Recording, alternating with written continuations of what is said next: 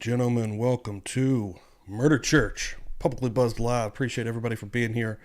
Woo! My mic working? Yes. What a morning. I woke up. I was like, man, I need some McDonald's. I never go out and get any breakfast before these things. I usually just wait until lunch or, grab a little quick snack, some Pop-Tarts or something. No. Episode 20. We've made it to episode 20, so I was like, I need a McDonald's chicken biscuit and a caramel frappe. So I went out and I did the damn thing, and it wasn't that late. So thank y'all so much for being here. Appreciate it. Sunday morning. What the hell? Let's see who all is hanging out this morning. I was chatting while we were waiting. Kathy, Jay, thank you so much for being here, brother. Viv, City, Kitty, Dizzy, Sarah, Shelly, Christopher, do it. What's up, man? Thank you for coming in here. Good morning. Donna. I am not T-Pain. Everybody, thank y'all so much. Appreciate it. No, I'm missing some people. Donna, yes, Bobby. Thank you for being here as well. Everybody, week 20. Can you believe it that we have made it this far? I personally cannot. That seems crazy to me. Crime Spies, what's up? Morning. Still kind of scrolling down through here. If I missed you guys, I am sorry. Jiggly, hey, what's up? There we go. Hope Ate Fear, saw you as well. Bonnie, everybody. Kyle coming through here. Shannon, Full House, Allie. What I like to see. Share this out. Let people know that you're hanging out here at Murder Church today, and like it as well. That really helps us out here on the old YouTube algorithms. And if you haven't subbed up and you're just randomly hanging out, what are you doing? You're a psycho. Make sure that you sub up, hit the three little dots on the side, and make sure all notifications are turned on so you will get notified when I go live, just like today right now. And you never know when we will be dropping videos or content or lives. Yesterday I dropped a new John Wayne Gacy video that is coming from the conversation that we had Thursday with Chris and Bob Mata and my brother. So please go check that out. I'll be dropping the link for that for sure. But yeah, week 20. Holy shit, guys. Part 6 of Dr. Park Dietz' testimony. And we're going to jump right into here. I'm going to be eating my chicken biscuit, and let's fucking go. Appreciate everybody for being here. Awesome. So, oh shit, out the gate. Hold on. We got Dawn, excuse me, coming through, becoming a member. Buzzkillers member. Holy shit. And I did not have time since Friday to fix the fucking chat. I still don't know exactly what's going on. So I'm not going to be able to pop that up. Unfortunately, I'm so sorry. But I do have some sound effects. I believe that these should be working. Yeah, we got the sounds though, baby. Welcome. Welcome, Don. You're going to love it. You're just in time because Tuesday is back to a members-only episode of Untold Chronicles of True Crime. Twisted Tuesday is what we're calling it. And it's going to be another good one this Tuesday. So make sure you are a member if you're not. Because if you're not, you will have to wait a whole week to get the free version of that. And it will be an edited version as well. The bells are coming. Bonnie Bailey, $5 coming through here. Passing the plate. We need the bells. Ooh, you're going to get some. You're going to get some. I know Viv is out here waiting on them bells as well. Oh, they coming, guys. They coming. Charlotte from the future. Good morning. Yeah, they're coming right now. No oatmeal raisin cookie for breakfast. No, I didn't get the oatmeal raisin for the breakfast. With the old reliable, the old chicken biscuit. Welcome to Murder Church. I hope you're in your pews. I hope you're sitting down. I hope you're ready to rock. Jamie, Ninja Brother, thank you for coming through here. I don't know what I've done with the chat, though. It doesn't actually make sense. I think I'm probably going to have to get Dan to help me figure that out, because I was looking at it right before I went live, and I don't fucking know. Donna coming through here, $3. Pass the plate to our awesome Pastor Steve. Thank you so much also, Donna. Sober enough to know what I'm doing. Damn, you're getting a little Jim Leahy. To really enjoy doing it. Hold on. Yeah. That's what I like to see. Thank you so much, Donna. Appreciate the hell out of that. You are amazing. Let's rock and roll. Let's jump into her here.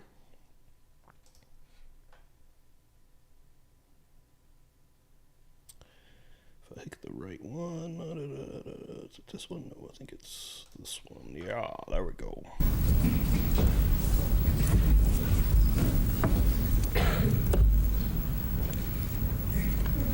Doctor, I think you had been talking about the temple matter, and could I ask you if that at that point, if you had, as you discussed that, if you had any considerations considering whether or not the defendant was psychotic? Well, I gave consideration to that, not only with respect to the temple, but with respect to all of the evidence. And I found no evidence that Mr. Dahmer has ever had any psychotic symptom. There are 3 kinds of psychotic symptoms that... Holy shit, Dizzy. Has it been 2 months? If you got an anniversary here, remember for 2 months, Buzzed and Confused. Thanks for the bells. 2 months. Well, you're going to get a little bit of an old anniversary. Happy anniversary. Unbelievable. Wow. 2 months flies by when you're having fun. Ain't that right, Dizzy? Occur from time to time in individuals if they have a psychotic illness. One is hallucinations, which is the experience of perceiving something present which is not present, nor is this merely a mistake. Most often hearing a voice speaking to someone or seeing a vision that is not there. The voice is not there, but it's perceived as being there, or the vision is not there, but is perceived as being there. Mr. Dahmer has never told anyone that he's ever had a hallucination at any time. A second kind of psychotic symptom is known as a delusion, and a delusion is a false belief that is firmly held, the product of a mental illness, and can't be challenged with any kind of evidence. A patient who actually has a delusion has a firmly held belief, and no matter what evidence is brought before them, it will not change their view of what happened. Now, there are other stubborn people who have a wrong opinion that they can't be talked out of, but it's only a delusion if it's a belief that arises from a mental illness. And Mr. Dahmer, in my opinion, has never had any delusional belief at any time in his life. The third kind of psychotic symptom is that of markedly disordered thinking, and this refers to a derangement in the way in which the mind works, such that the patient is unable to think logically. And usually that is obvious to those around the patient because they can't communicate logically or coherently. If they do any writing, it doesn't make sense. And anyone who tries to follow their logic can see that there's something wrong with the thinking of the individual. Though there are various ways in which that may manifest itself, it's not difficult to see. And there's no indication that Mr. Dahmer has ever had markedly illogical thinking, with the form of his thoughts being strange. What has been strange is the content of his thoughts, because his sexual interests are indeed abnormal, or at least some of them are. And that's different from having the form of one's thinking be impaired. He's able to reason logically. He's able to communicate without difficulty. And there's no impairment, as far as I've been able to tell, at any time in Mr. Dahmer's capacity for logical thinking. Part of my examination was what's called a mental status examination, in which I asked him a series of questions to see how his mind was working at that time. And I also took a history of what symptoms he may or may not have experienced in the past.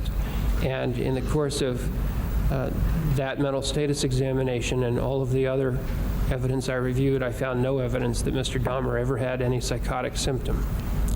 The one feature of his behavior that I needed to explore most carefully, however, was that related to these ideas concerning the temple.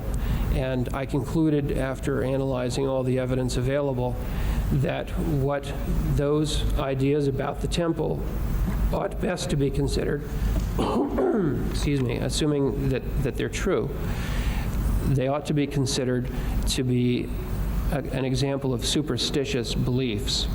And superstitious beliefs can occur both among those who do not have any of the psychiatrically recognized mental disorders, and can also occur among people who do.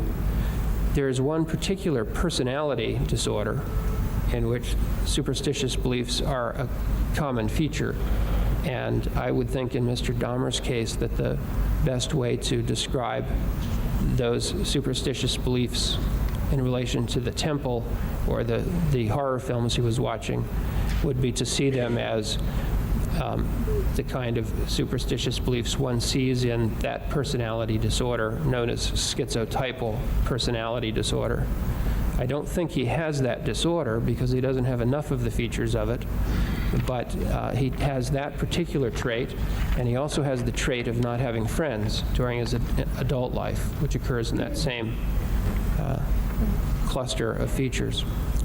And so that kind of superstitious belief is very much like people who dabble with the occult in other ways and believe in clairvoyance, or who are interested in reading New Age books, or think that crystals might contain some information, or go to palmists. And just because one has beliefs of that sort doesn't mean that one has any more serious problem.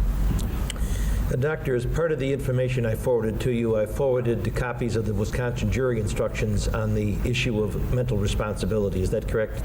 Yes, you did. And those materials contain a definition of the words mental disease. Is that correct? Yes. And in considering the various paraphilias and determining whether, in your opinion, they were a mental disease, did you consider the Wisconsin jury instruction? Yes, I did. Would you explain to the jury what your perceptions are on that issue? Well, first of all, mental disease is not a current medical or psychiatric term.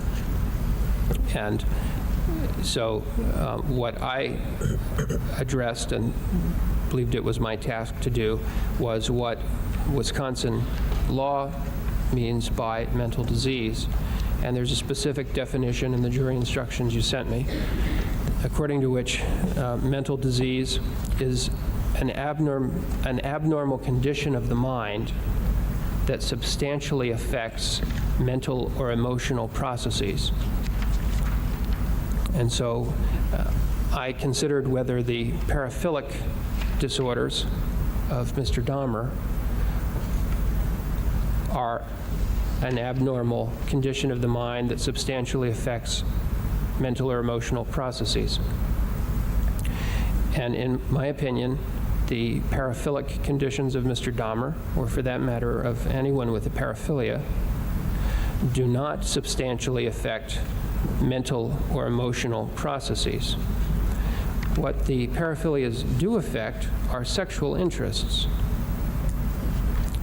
But mental processes, such as the capacity to reason, the ability to use logic, the ability to think clearly and communicate, those mental processes, and indeed all mental processes, are untouched by the paraphilias.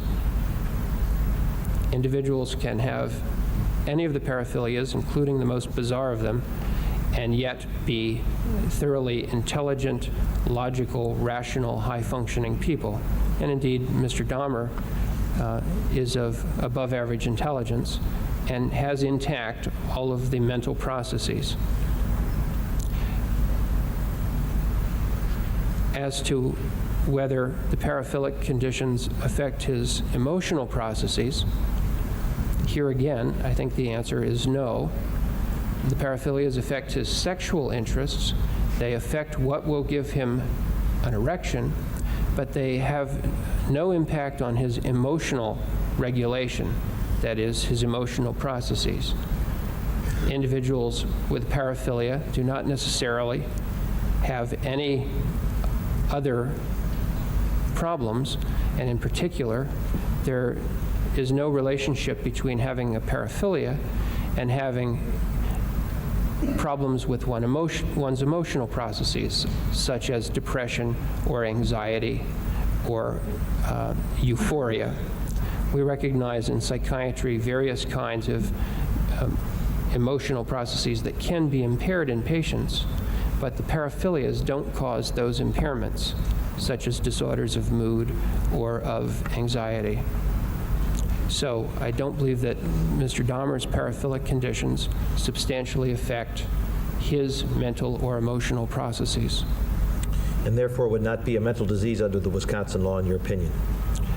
Well, of course, it's a jury question, but now we're ready, if baby. That's what a mental disease is, then I don't believe that a paraphilia is such a condition.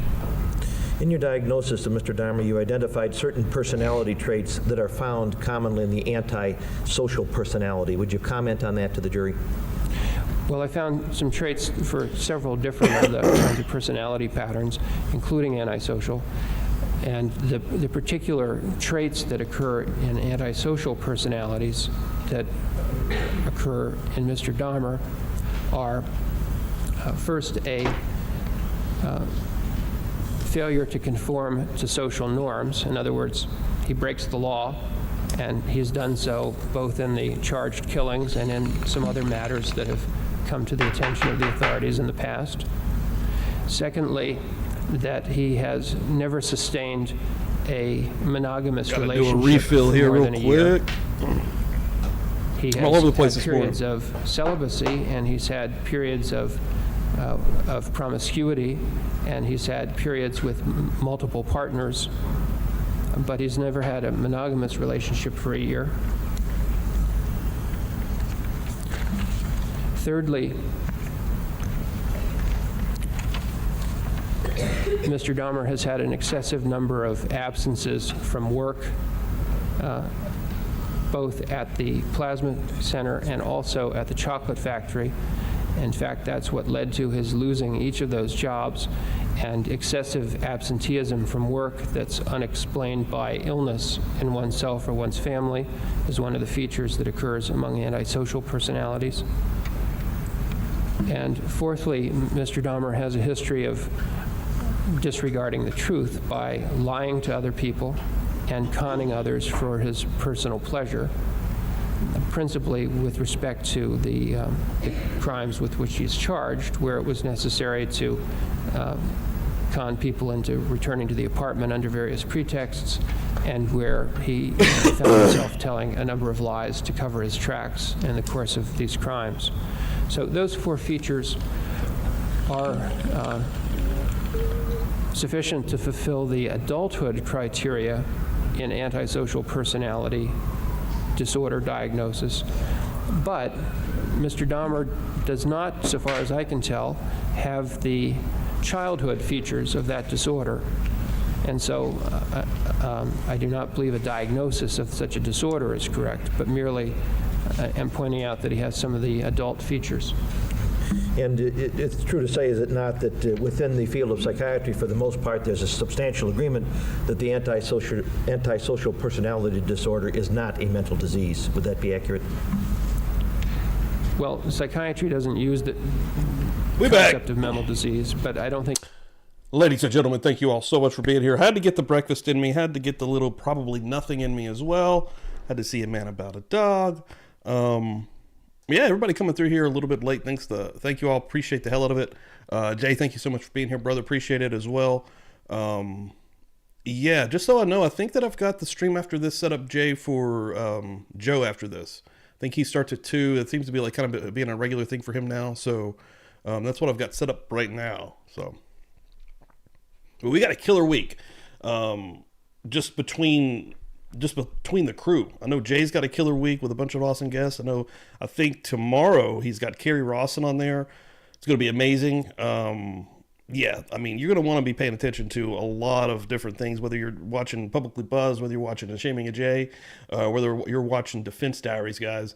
Joe Jackalone. There's a lot of other people in this family as well, but you're going to want to be paying attention because it's getting real. We're here to stay. We're doing the damn thing. Okay, cool. Yeah, definitely set it up for Joe.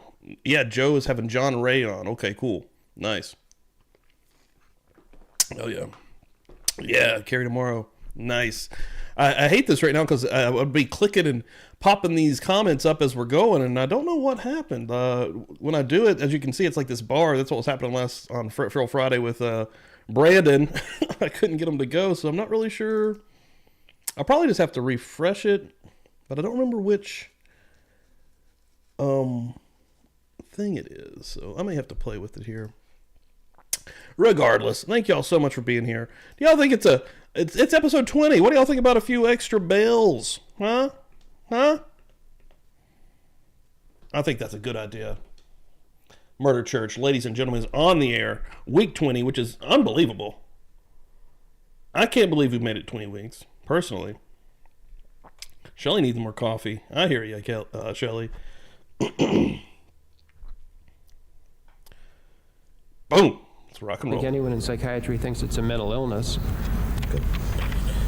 In terms of the discussion we had yesterday about the control of fantasies and how they're created, I'm not sure that was entirely clear to me, perhaps. Would you discuss that, the issue of control and fantasies? Well, Mr. Dahmer had, I believe, the onset of his paraphilias while still an adolescent. And what I hope I conveyed yesterday is that I don't think that any adolescent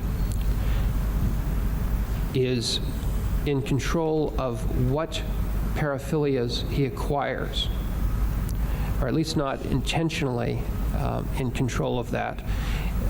Paraphilias are acquired by a combination of circumstances in life, I think, and that it is a matter of what he learns to find sexy.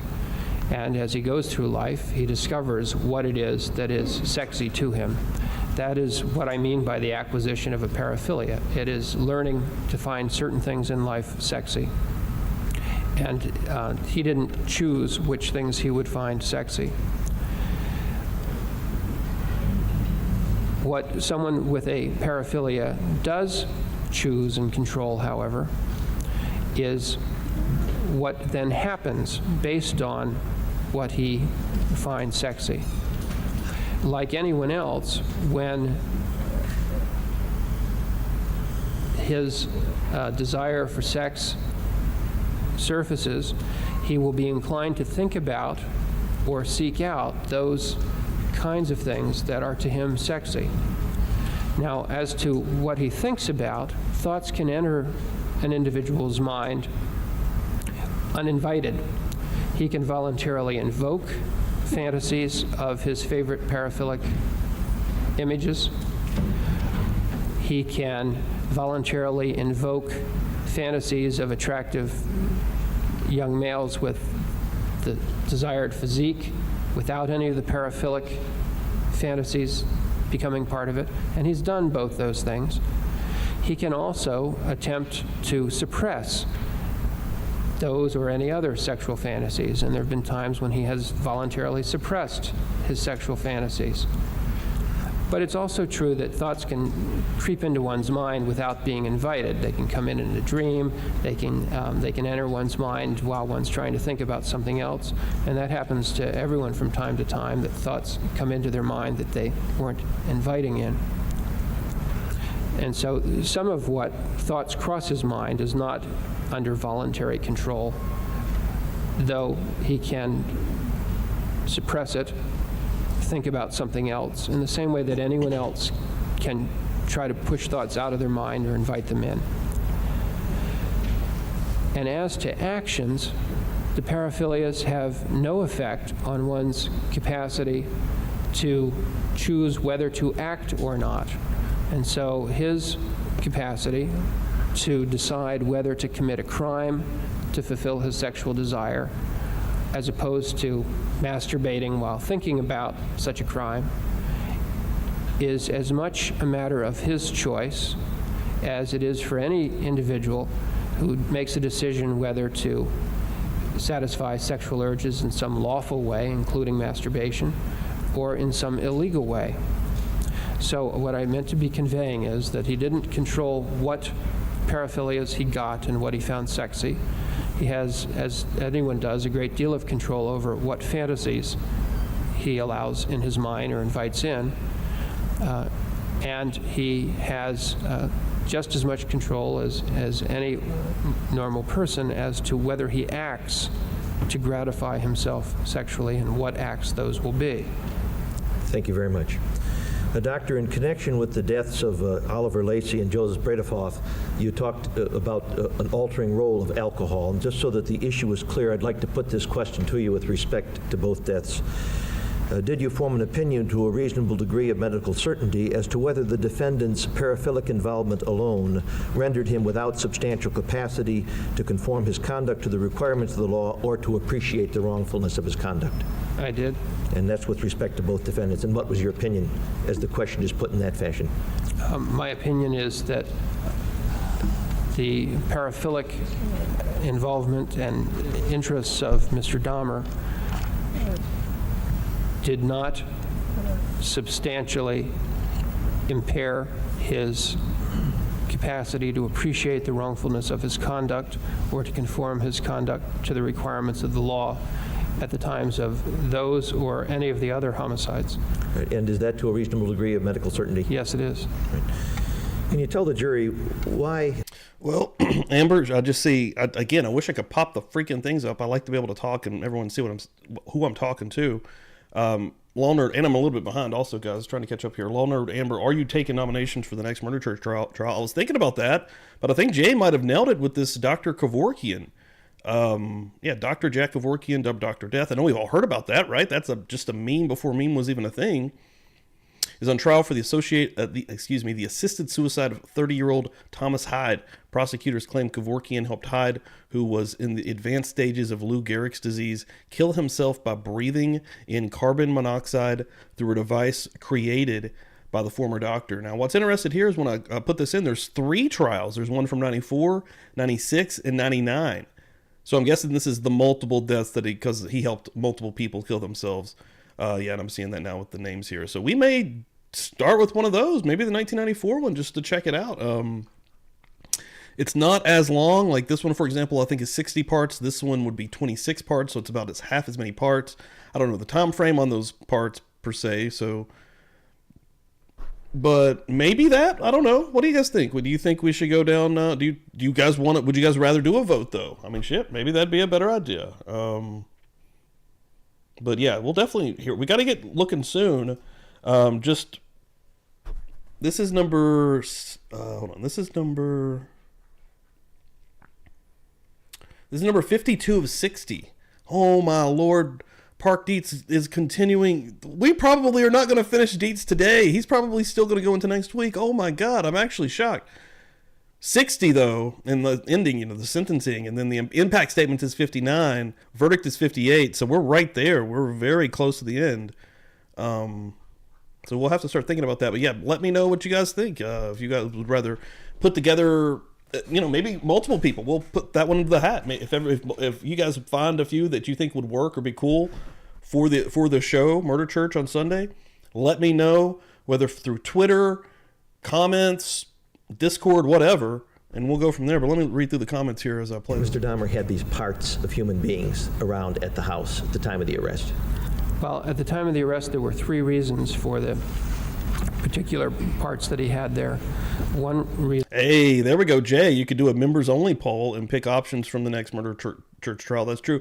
And that's not to put anybody out that can't become a member, but one thing I struggle with personally is figuring out or trying to find extra content or something extra for the members. And I'm telling you, I always feel bad because there's this thing on YouTube when you do and you guys probably all see it, especially the members. You probably see 2 posts by me, always. There's the ones for everybody, and then there's a members only post section too, which I will throw Gypsy up there, some random pics.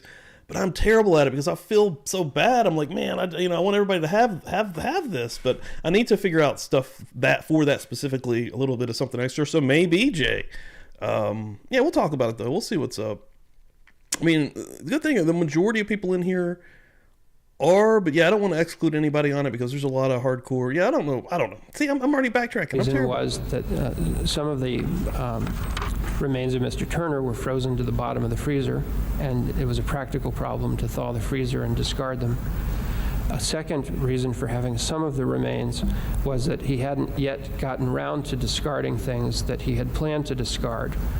He had put some things in the freezer and some in the refrigerator that he meant to further process and to discard.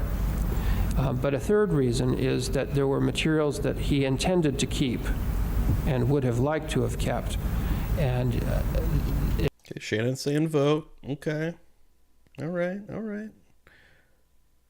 We'll make it democratic, right? We'll do it the right way. It's that third point that accounts for the skulls that he had already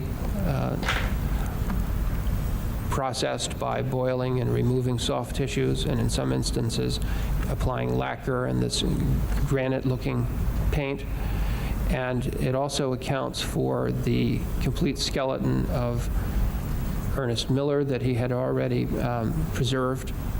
And he intended, he told me, to keep also the complete skeleton of one of the other victims in order to be able to, at some point, reconstruct it. There was one, and you know what? We're definitely going to do some kind of voting situation. So make sure you guys are paying attention to whatever I figure out, because there was another one that I was kind of thinking about also, and I'd have to look it up. I can probably look up I think it's called The Suitcase. I mean, somebody else in here, I'm sure, told me about it. The Suitcase Murders, and it's not the Sarah Boone one. Of course, the trial hasn't even happened yet, but it was an older one. So maybe we'll put Dr. Kevorkian on there. We'll put... Of course, Sarah Boone's popping up, but I swear it was also called Suitcase Murders.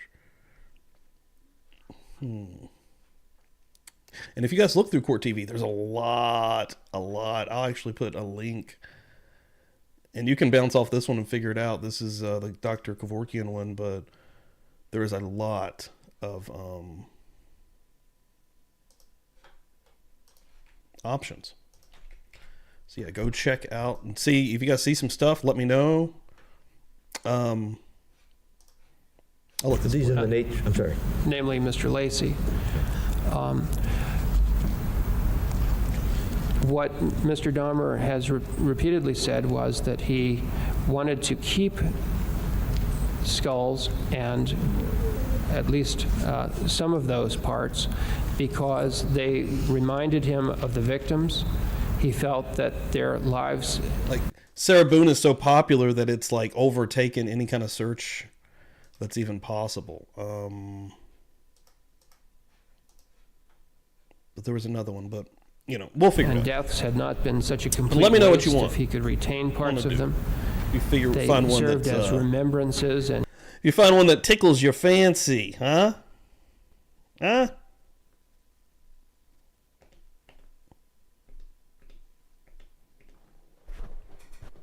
keepsakes for him.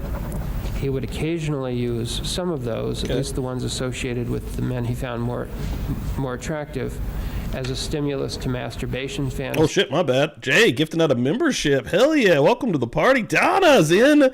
First of all, Donna, you're in for Tuesday. Okay. Satisfying pours for Donna. I see the beer's already coming out in the chat there, which is awesome as hell. You are now in for Tuesday. Keep popping that weird box up there. And, yeah. Hell yeah. And let me know, Donna, what the hell do you want to see? What kind of trial are you looking for? Go browse Court TV's classic section there of trials, and we'll see what's up. Hell yeah. Welcome to the motherfucking party, Donna. You're not going to want to miss out Tuesday, 10 p.m. Eastern Time. In which he'd think about the man and the things he'd done with the man. And so he kept them both as mementos and as a stimulus for masturbation so that he could continue to enjoy them sexually. How could a person spend the hours that he did cutting up bodies? Uh-oh, Crime Spy's coming through, becoming a member. That's what I like to see. Hell yeah. We doing it now, baby. Welcome, welcome. Give you a satisfying pour as well. Boom, 3 of them, to be exact. Thank you so much. Well, Mr. Dahmer indicated he found that activity repulsive originally, and that with time and with repetition, eventually it became a less onerous task, though the odor continued to bother him, and it always seemed like a great deal of work to him.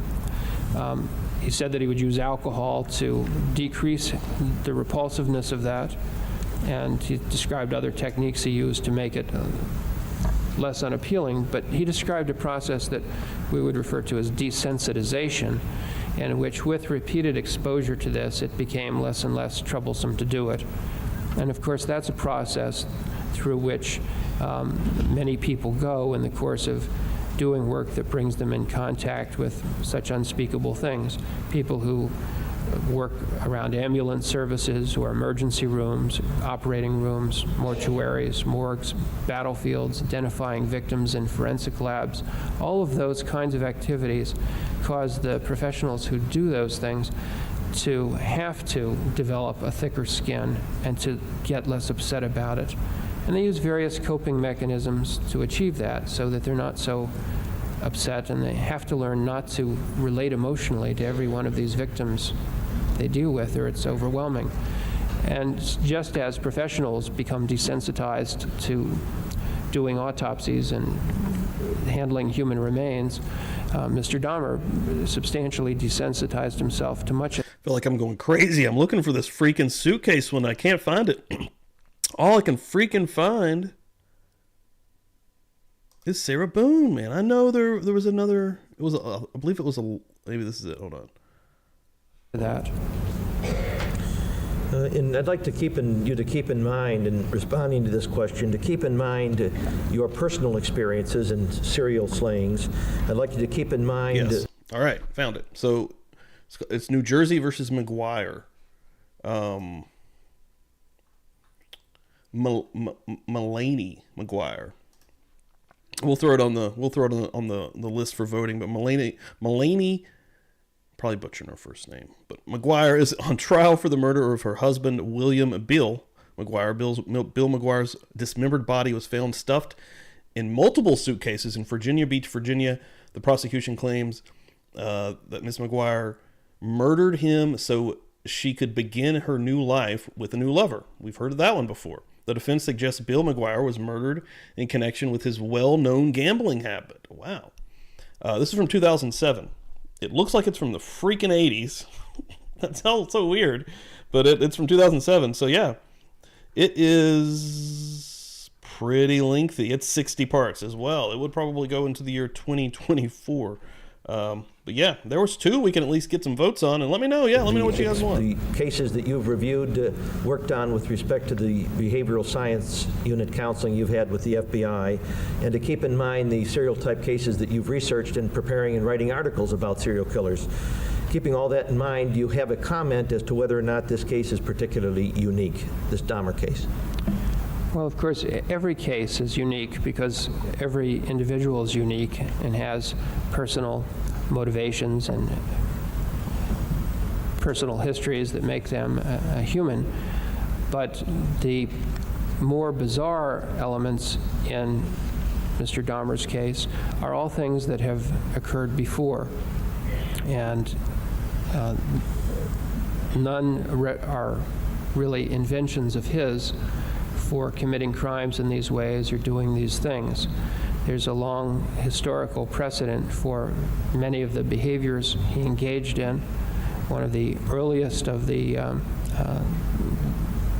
described serial killers was a man in what was then Transylvania, who in fact would keep the bodies of his male victims and have their heads mounted for a beauty contest from time to time. He would have his servants, because he was a wealthy man, arrange the heads. Excuse me, can we get a year on this? When was this? What year? I'm afraid I can't recall the year, but I believe it was in the 16th century. I'm not sure of that. And I'm going to object to it unless there's some foundation. The doctor had something, some knowledge other than reading books about it. So therefore, I think it's immaterial and irrelevant. I'll ask you to update. Appreciate your the depth of which you've studied this subject, that you have the historical perception, but would you bring it, update it in terms of what you've seen in the years you've worked with the FBI, your reading in recent years, and your own involvement in serial killers? Jumping ahead several centuries then, yes, we could come to the case of Harvey Glattman, who, like Mr. Dahmer, used the pretext of wanting to take bondage photographs in order to get victims in a helpless position, and who, after taking their photographs, would then strangle them. Judge, with all due respect to the good doctor, I'm going to object to this. Unless there's a foundation that we're going to be comparing serial killings of what one person did with another and whether it's psychosis or not. Object to it. It's beyond the scope of the proper inquiry before this jury. If it please the court, Mr. Boyle has attempted to adduce from several witnesses successfully to an extent, at least within their knowledge. This case seemed quite unique. This is not an issue otherwise I would be raising. It was an issue moved by Mr. Boyle, dwelt on by Mr. Boyle. But the court has a broad discretion to place some limits as to what's going to be helpful to the jury. How long are we going to take on this historical view? 3 minutes, Doctor? Can we make it 3 or 4 minutes? Any deadline you like. Okay, fine. In your own Objections personal... overruled, you may proceed. As long as you would like. What are we doing here? Dismemberment as a form of ridding oneself of remains is also something that occurs in a number of cases, not just among serial killers, but among ordinary, rather single victim killers as well. A case that I consulted on last year involved a man who had killed his own mentally ill daughter, perhaps in self-defense, after years of abuse by her, and who, Get a little Jeffrey Dahmer trial with a couple beers on the screen, nothing weird about having it. done so, wished to avoid being found with the body because he thought the police would not believe the self-defense story, and he dismembered his own daughter in the bathtub. Anybody else love a caramel frap? Eventually- I know anybody that doesn't like caramel obviously wouldn't like a caramel frap. Cassie does not like caramel, so she doesn't like them. But, I love a good caramel frap. That fit. Welcome in here, Doodlebug Fart. Good morning. Thank you for being here. Todd, I'm not sure if I welcome you in either. Good morning also. Appreciate you guys hanging out here on Murder Church. As you come in, hit that like. Make sure you, I know that's annoying, but it actually does help in the evil AI algorithm that is out there that we have no control over, that is controlling all of our lives. At least it's controlling my life currently. Share it out. Let people know that you're hanging out here. Share it out on X. Share it out on Facebook. Share it out on any other socials that I've never heard about, probably. Appreciate it, guys. Thanks. Actually was persuaded by his sister to call the police, and when the police arrived, they found the daughter's head in the refrigerator, her heart in the refrigerator, parts of her body boiling in pots on the stove, her arm sticking out of the sink drain, and blood throughout the bathtub. All of which, for him, a man with no history of mental illness and who was doing very well at work, and in fact even went to work for the day in the midst of this, was a means of trying to remove the evidence of the killing. Oh my God. A second dismemberment case that I consulted on was one who dismembered the body simply to be able to fit it into a trunk so that it could be more readily concealed. And dismemberments used for a variety of means, in a variety of ways, in order to dispose of evidence among offenders who have even killed just one. The desire to have sex slaves, such as the zombies that Mr. Dahmer describes wanting to create, is quite common among serial killers and is one of the more prominent features of some of them who go to great lengths to do it, including constructing special cells or captivity rooms in their dwellings or special bunkers in which to keep the victims so that they can keep a victim alive and available to them sexually for as long as possible. And a number have in fact confined victims for long periods of time, even as long as years. And necrophilia is also not a unique feature of this case. The last serial killer trial that I testified in involved a man who, in fact, was motivated by necrophilia to kill his various victims. He was convicted of killing 10 or 11 prostitutes and had left one go free who gave the account that he had difficulty becoming erect until he directed her to pretend she was dead, close her eyes, and lie still, whereupon he was able to perform sexually And he was so gratified by her willingness to do that that he let her live. And this man reported returning to the scene of some of the crimes to lie next to the bodies and to just lay down beside them and go to sleep with them. And on one occasion went to sleep with a corpse in his car with him. So each element of the case that would seem to be bizarre is one that's occurred in other homicides, and that is in fact not unique. And were those individuals found sane? Yeah, I'm going to object to the former question. It's inappropriate, irrelevant. Boy, mad. Nothing further, Doctor. Thank you. I'd like to Dr. Dietz, have you ever testified in a case of responsibility where the primary dysfunctioning of the defendant was paraphilia without more, where you opined that the paraphilia in that human being was a mental disease? I can't imagine doing that, no. Is it safe to say that you would always hold fast to the premise that a person who suffers from a paraphilia without more in the way of psychiatric disturbance would never rise to the level where you could opine a mental disease? Well, that would depend on what definition of mental disease one had to operate with. Take Wisconsin.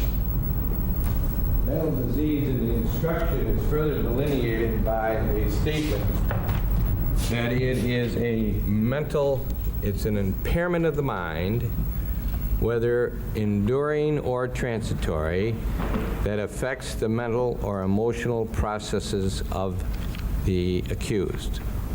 Okay?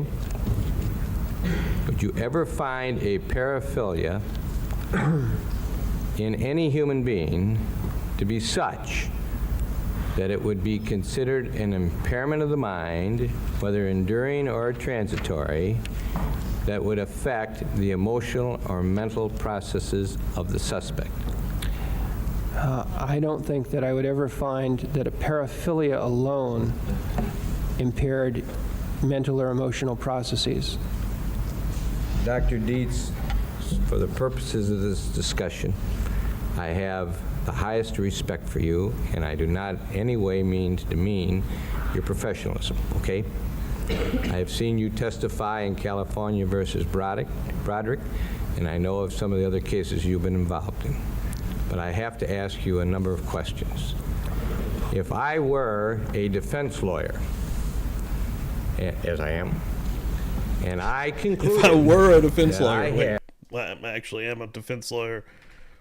I'll rephrase the question. A client that was suffering from a paraphilia, you would not be the fella I'd want to call to come in with an eye towards finding mental disease if I was convinced that the only thing that I, in my lay person's opinion, could find was a paraphilia, correct? Given the mental disease definition that we're talking about, that's right. Sure. As a matter of fact, as early as 1985, in the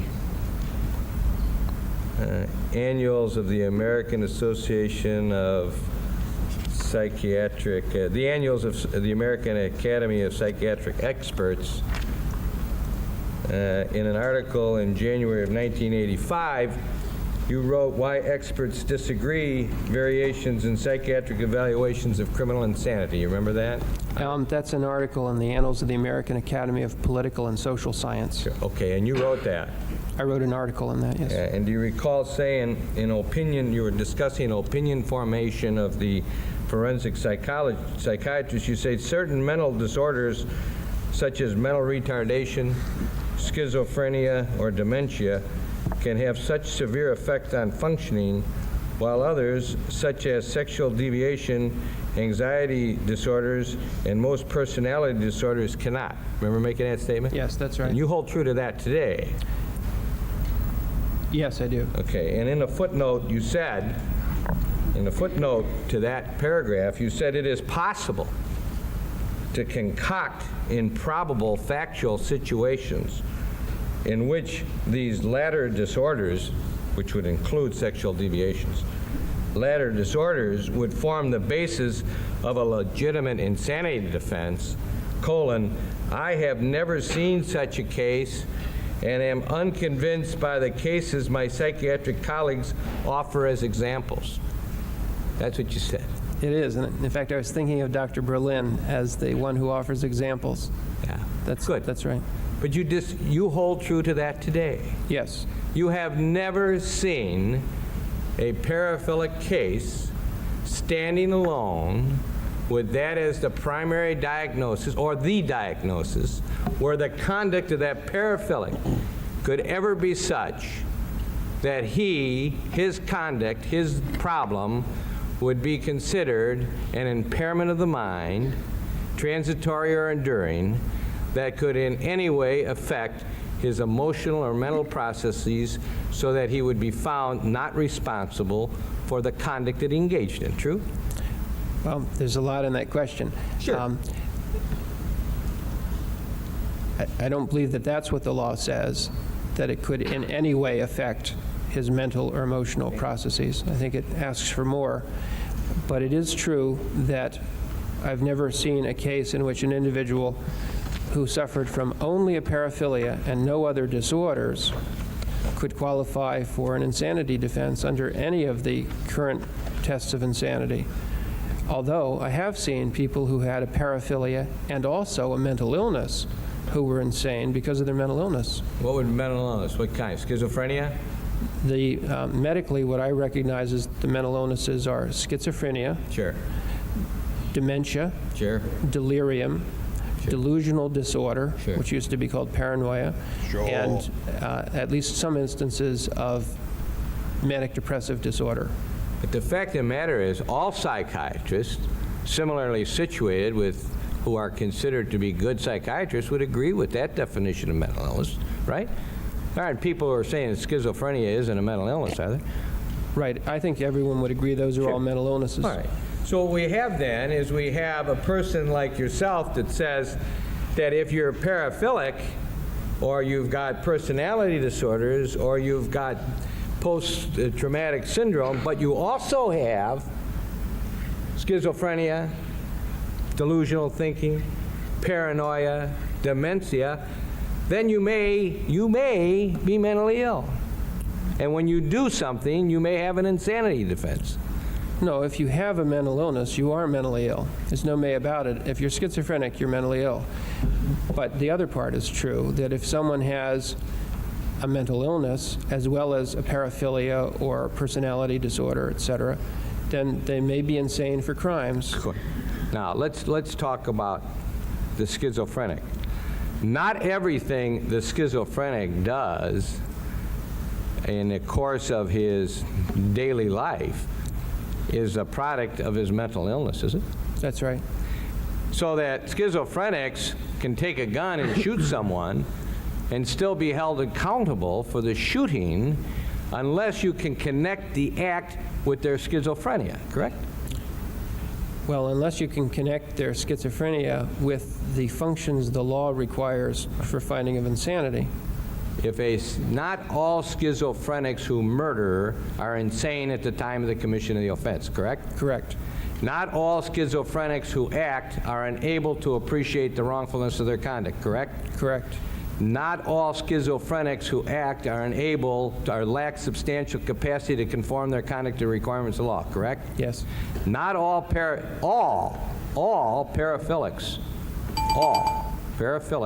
are able to appreciate the wrongfulness of their conduct. True? Unless there's something that would cause them not to appreciate the wrongfulness. I understand it. Let's leave out all other mental illnesses. Persons suffering from paralytic disorders alone are always able to appreciate the wrongfulness of their conduct. I believe you meant paraphilic disorders. Paraphilic, I'm sorry. If an individual only has a paraphilia and no other impairment of the mind, then they would appreciate the wrongfulness of any wrongful acts they commit. No paraphilic unless he has an attending mental disorders such as the ones you listed, schizophrenia, dementia, delusional thinking. No paraphilic could, because of his paraphilia, lack substantial capacity to conform his conduct to requirements of law. True? I believe that's true. Okay. So, what you've told us then in a very, very well, incidentally, very impressive, what you've told us yesterday and in today was because all I found was paraphilia, I conclude absolutely, absolutely, that this man was at all times able to conform his conduct to requirements of law. Not exactly. Paraphilia wasn't all I found. Well, the only I'm sorry, go ahead. And it is a relevant inquiry for the jury and for me as to whether the other problems of Mr. Dahmer could relieve him of responsibility. And as I testified, I think that there's a possibility that alcohol intoxication that was other than purposely to lower his inhibitions played a substantial part in the last 2 killings with which he's charged here. But let's take the first 13 then, just the 13. You were present at a panel discussion with Dr. Rossman, Dr. Resnick, I remember the other gentleman. You remember who the other one was? No, I don't. Where the subject matter, I think the third one was Dr. Hucker. Remember that one? That was Yes. a panel discussion that took place sometime in December of '87, reported in the AAPL newsletter. What's AAPL stand for? That's the American Academy of Psychiatry and the Law. And this was an annual meeting summary about what went on during this panel discussion. You were one of the panelists of the 3, and the chair was Dr. Philip Resnick. Do you remember being there? I remember being there. I don't remember whether I was a panelist or what. What was the date of it? Well, let me show you what I have, and then you maybe can help me.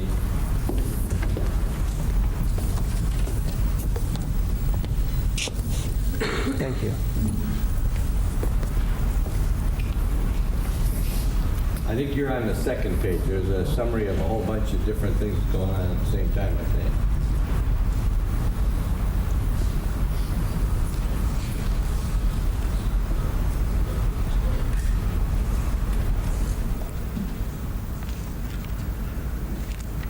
You're up in the top right-hand corner, I think. I see. Yeah. Remember that?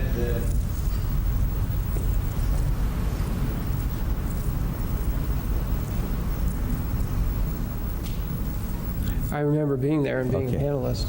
Actually, that subject matter... That's that about you it. I've have- blocked everything else out, Boyle. I'll give it right back to you. If you need a copy, I'll get it to you. Do you remember that you discussed necrophilia? Like the posturing between everyone in this room, man.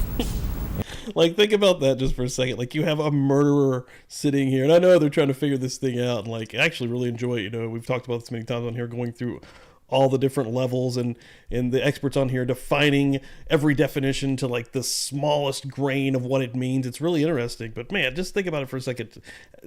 Just the smirk on Deet's face there for just a second. Like, personally, I see in a lot of their thoughts and the way they think, I'm talking about Boyle, I'm talking about McCain, I'm talking about the judge, a level of narcissism in all these people, right? And who else had an insane level of narcissism?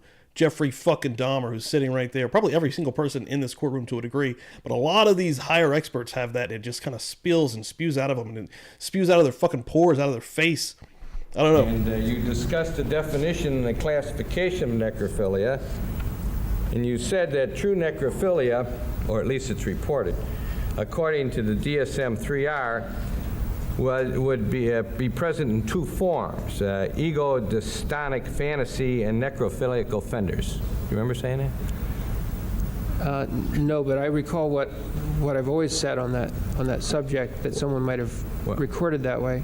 Before we go on any further, do you like or dislike the DSM-3R? Do you use it? I use it all the time, and there's a great deal of it I like, and there are things I think are quite wrong about it.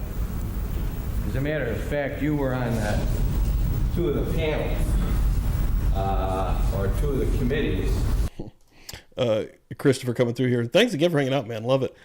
Dietz just testified himself a paraphilia coupled with a personality disorder can lead to insanity. That's what Dahmer had. How did no one on the defense attack that? One on paraphilias, and then you also were on impulse control disorders not otherwise classified. Yes. Okay. Now, I'm going to be asking you about that, so I'll put it up here so we can get close. I want to ask you, however, about your feelings on necrophilia that you talked about at that annual meeting, and at least the presenter of this saying what you all were saying said that you said that necrophilia would be in 2 forms, ego-dystonic fantasy and necrophiliacal offenders. What is ego-dystonic fantasy? Well, this isn't a phrase that I would have endorsed, but I know what that refers to. Okay, would you tell us? Sure. What I would have been addressing was that the DSM-3R committee got into a disagreement. In fact, it's one I already mentioned to the jury, in which everyone else on the committee, including Dr. Berlin and Dr. Becker, voted that we shouldn't call an individual paraphilic if it doesn't bother them to have these unusual desires. And I thought we should call them paraphilic even if they're happy to want to do these things. Okay. And so I was saying that the way the committee was going, I don't know if the book was out at the time yet or not, but that what had happened was that the rest of the committee had said there are 2 ways to earn the diagnosis. You can either be a criminal and act on necrophilia, or you can be a non-criminal who wants to do things with corpses and doesn't like the wish and doesn't do it, which would be someone who has ego-dystonic paraphilic fantasies. Okay. That is, doesn't like having these fantasies. Your view was also that the concept of necrophilia include all those who have necrophilic fantasies. That's basically what you wanted. I would like to use the term for anyone who has the persistent desire to do this, whether it bothers them or not. Okay. Then you said the classifications, however, of necrophiles would then be made according to the degree that the fantasies are carried. Oh, shit. Awesome. Viv coming through with $10, passing the plate before I have to dip out. I have to catch up on my work. Love you, Pastor Steve. PubliclyBuzzed. Thank you, Viv. Thank you. Appreciate it. Love you. If you aren't, I'm going to, hopefully this is working. I'm going to type this in here. If you aren't following Viv, then you done fucked up. Make sure you're following Art with Viv, and you'll learn something. Might learn something, how to draw, do a little painting. She's awesome, man. Thank you, Viv, so much. Appreciate the hell out of it. Seriously. Have a great Sunday, and I hope you have a great start of your week. Mind of Monsters, good morning. Thanks for coming in here. I see a few new folks popping through right now. J Money, I missed the first hour. My notification didn't go off. I hate that. I'm here now, though. Morning, everybody. Missed last week's episode work, but I'm here now. Thank you, J Money. Appreciate you for coming through, hanging out, and yeah, man, I know the notifications, they sometimes do not go off. That is the one shitty thing about YouTube. One thing I want to just mention right now that I'm going to try to figure out, I'm going to do it this month because it's freaking Halloween. It's my favorite time of the year. So I haven't done a Kick stream. I haven't tried Kick yet. I've got an account on there. I think I just need to start it off. I think I've got close to 50 people on there, thanks to Jay when he's streaming and mentions it. But I think I'm going to try, because he's said he's had no issue whatsoever. He's gotten payouts, being a part of the Kick monetization situation, and he does a lot of copyrighted content. I think I'm going to try to do a horror movie marathon on there and see how far I can get. I mean, if I don't make it, whatever, right? So we'll see if it works out. And I'm not monetized anyways, so it doesn't matter on that end. I'm not trying to get paid from it. I just think it'd be a cool thing to do with folks that want to come and hang out and maybe watch some movies. So we'll see. Keep an ear out for that as well. And that made me think of that just because of the notification thing and how much YouTube sucks, quite frankly. Over into action. That would be how you would separate the one type of necrophile from another type of necrophile. That's what you were proposing. I don't recall, though I've always thought it made sense to look at what adaptations the paraphile would use. It is reported that what you were saying on the panel was that the acts occur over a spectrum ranging from role-playing with sexual partners, pure violation of a corpse, through crimes of accessing corpses and homicide. Do you remember making that statement? I don't remember the one after role-playing. I'm sorry. After role-playing with sexual partners, pure violation of a corpse through crimes of accessing corpses and homicide. I don't know what pure violation of a corpse is, but the rest of that I remember. Okay, well, I just so... See, I'm only going on the basis of what I'm reading that they said you said, so if you want to just read that, maybe we can hustle this along a little bit.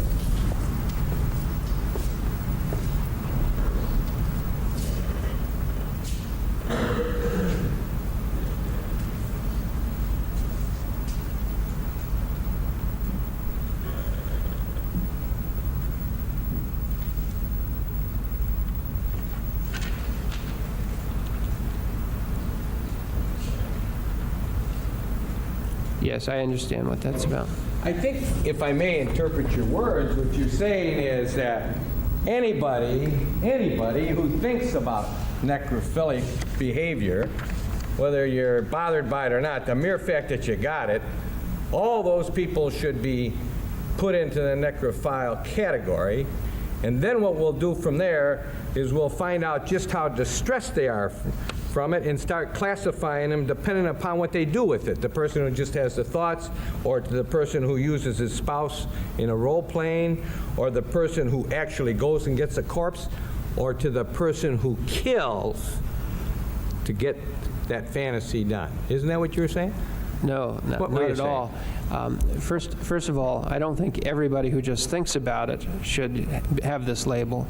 And to have the label, one has to have sexual urges toward sex with a corpse persisting for at least 6 months. That's not just thinking about it, that's wanting to do it. Okay. But I did maintain that everybody who wants to do it persistently for 6 months has this abnormality we call necrophilia. And then I suggested that one can look at those who don't act on it at all, those who will molest a corpse, those who will dig up a grave or rob a mortuary to get a corpse, and those who will even kill to have a fresh corpse. But I don't see that as a spectrum of how distressed they are. I see it as a spectrum of how bad they are, how willing they are to commit crimes to Sure. So you recognize at that time when you were talking about necrophiles that there were necrophiles whose fantasies were so strong that they'd go out and kill to fulfill those fantasies. I didn't think it then, and I don't think it now. I don't think anyone kills because their fantasies are strong. I think they kill because their inhibitions against killing are lowered, and they indulge themselves. You then talk about pseudo-necrophilia. What is your position, and what does the word pseudo-necrophilia mean to you? I was responding to a classification that Dr. Regetek developed, and I no longer recall what the classification was. Wasn't that a classification of a person who involves himself in necrophilia as an afterthought? In other words, they kill, and then after they kill, they say, I want to try and have sex with. Isn't that pseudo-necrophilia? I don't recall what was meant by it at the time of that meeting, but I think that would be something one could reasonably call pseudo-necrophilia. At that same conference at which you were present as a panelist, and I assume that you stayed for the panel discussion and while other panelists made their thoughts, Dr. Regetek, I trust in your presence, and if not, tell me, said, with regard to social policy, psychiatrists are always perceived as excusing sin and considering paraphilias as a basis for insanity, would undermine their remaining credibility. Paraphilias could be considered in the sentencing phase of a trial rather than the guilt-innocence phase. Do you recall that being made in your presence? Not specifically, but I accept that it was. Okay. You know Dr. Resnick to have been a expert in the field of necrophilia, do you know?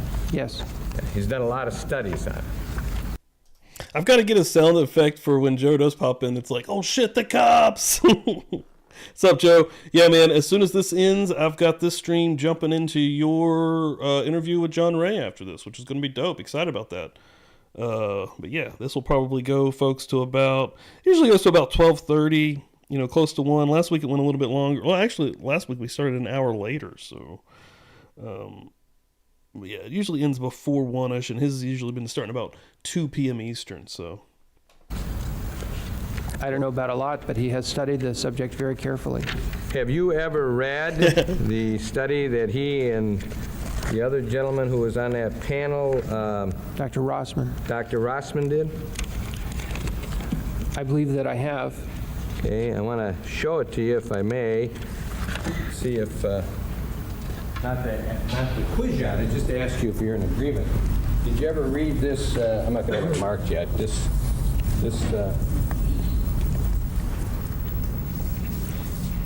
you read that? I read some version of this. I don't recall if it was a draft or whether I reviewed it for the journal for them to decide whether to publish it, but at some stage I've read. Good. May I have it back? I want to ask you some questions because there's some discussions about alcohol use by necrophiles in here, and I want to ask you if you agree or disagree with at least what is stated here. And that is,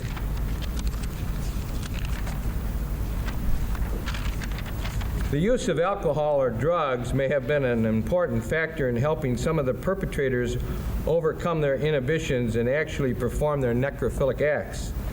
Brill, whoever he is quoted as saying, quote, "The destruction of the dams of shame, disgust, and morality which take place in the erection of necrophilia requires more psychic labor than in the construction of any other perversions." Do you agree with that?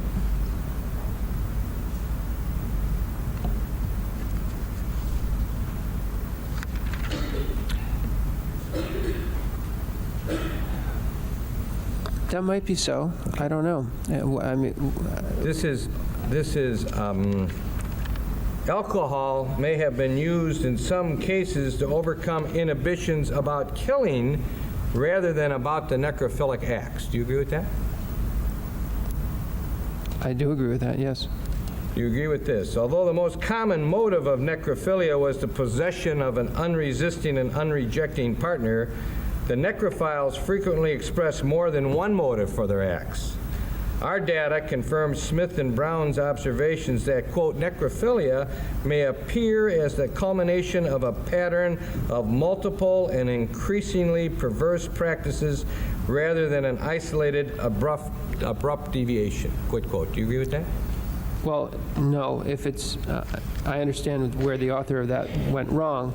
Necrophilic behavior may occur on an occasional basis that way, just as erotic cannibalism may occur that way, but it doesn't make it necrophilia. If it's just something a person does when they've run out of other frontiers to cross after a variety of sex crimes, then it's not necrophilia. It's only necrophilia if it's an enduring desire.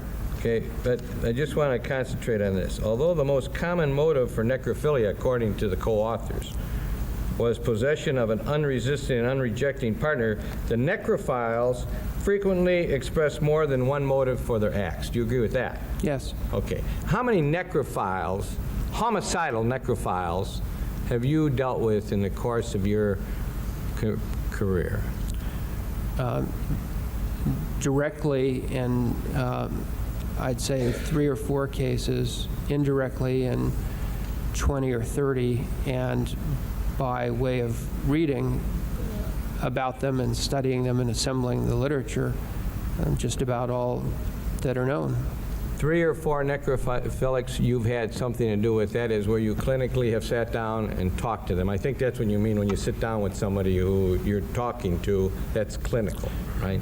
Right, either that or where I've had occasion to really study every aspect of their life, as I have with Mr. Dahmer. I understand, but I'm talking about in terms of cases where you came into court and rendered an opinion on the fact that a necrophile, a necrophiliac homicidal killer was or was not possessed of a mental disease. How many cases you testified to?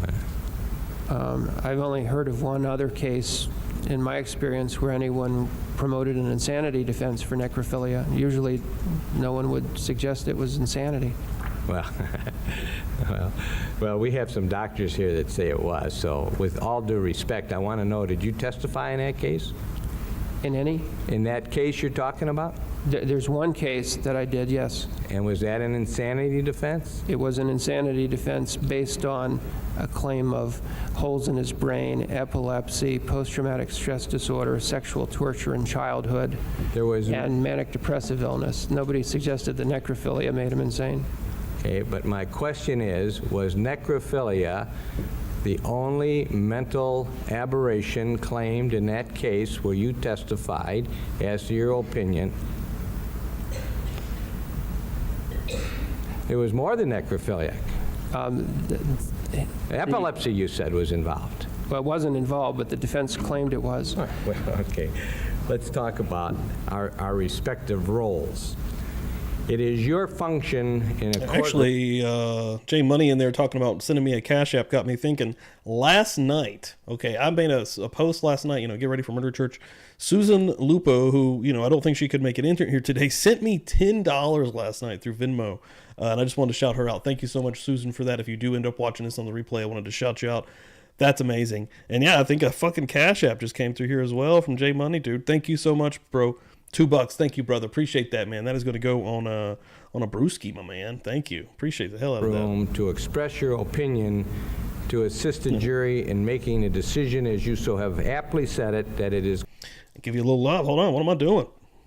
Boom. Still get the love through the apps, huh? You know it. Going to be their decision whether or not there was mental disease. Correct? That's right. That's your role.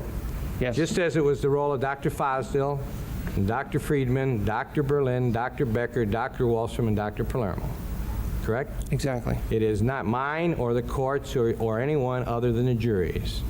Correct. You are a noted, internationally noted and renowned forensic psychiatrist who has come into this courtroom, and on the basis of everything that you've learned and on all the basis of your clinical findings, you have opined, you have stated as your opinion as a forensic psychiatrist that Mr. Dahmer, when he committed these homicides, 13 anyway, was not suffering from a mental disease.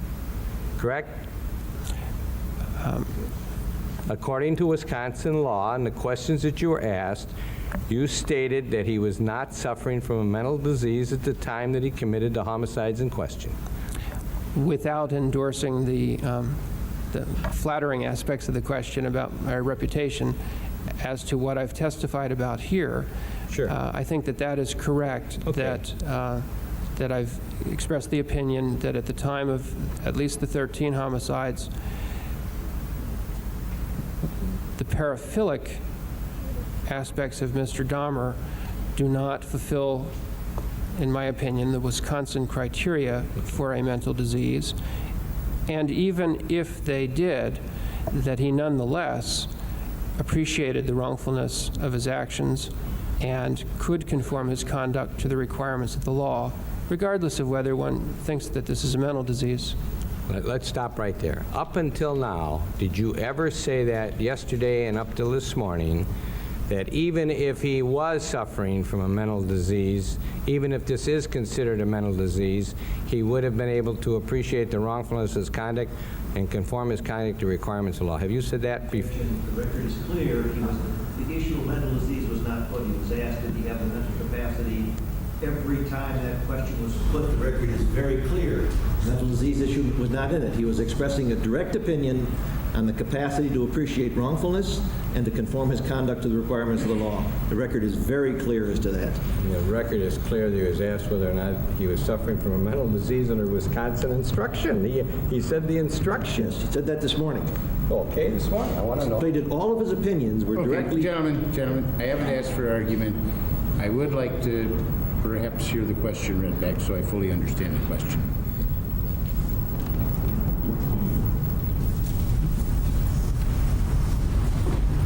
Let's stop right there. Up until now, did you ever say that yesterday and up until this morning that even if he was suffering from a mental disease, even if this is considered a mental disease, would have been able to appreciate the wrongfulness of his conduct and conform his conduct to the requirements of law?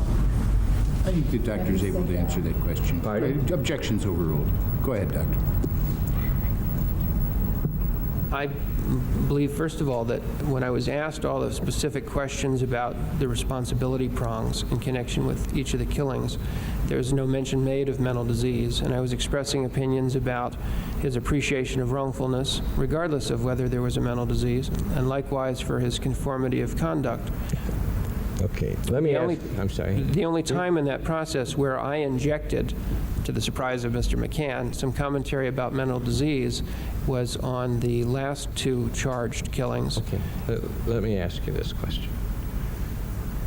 Doctor, if he didn't have a mental disease, then he would always be able, we're here from an insanity case. If he didn't have a mental disease, he would be able, absolutely, to conform his conduct to requirements of law and to appreciate the wrongfulness of his conduct, correct?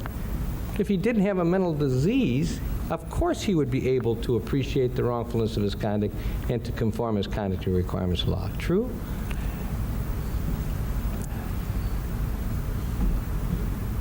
Well, I don't know. That perhaps, I haven't thought about it that way. There might be some kind of mental condition not recognized as a mental disease under Wisconsin law that medically could still impair him in those ways. Did you make such a finding? And I haven't thought about this hypothetical, but I think that that the general point is that of the mental diseases that anyone's considered in this case, if Mr. Dahmer doesn't have any of the conditions that someone might think is a mental disease, I'm sorry, I need to start again. If the jury were to find that Mr. Dahmer doesn't have a mental disease, then they would not be able to find him insane. They wouldn't be able to say he couldn't conform, correct? That's the whole key. You first got to find the mental disease, correct? The jury will have to do that, yes. All right, but you were answering questions then about the fact over and over again that he was able to appreciate the wrongfulness of his conduct, and he was able to conform his conduct to requirements of law, and the reason he was able to do that is because you found that he wasn't suffering from a mental condition, the results of which was an impairment of his mind that was transitory or enduring that affected his mental or emotional processes, correct? Not at all, no. The reasons for my saying that Mr. Dahmer appreciated the wrongfulness of his conduct are every one of those reasons that I gave for every one of the charged killings as evidence that showed that he knew that what he was doing was wrong.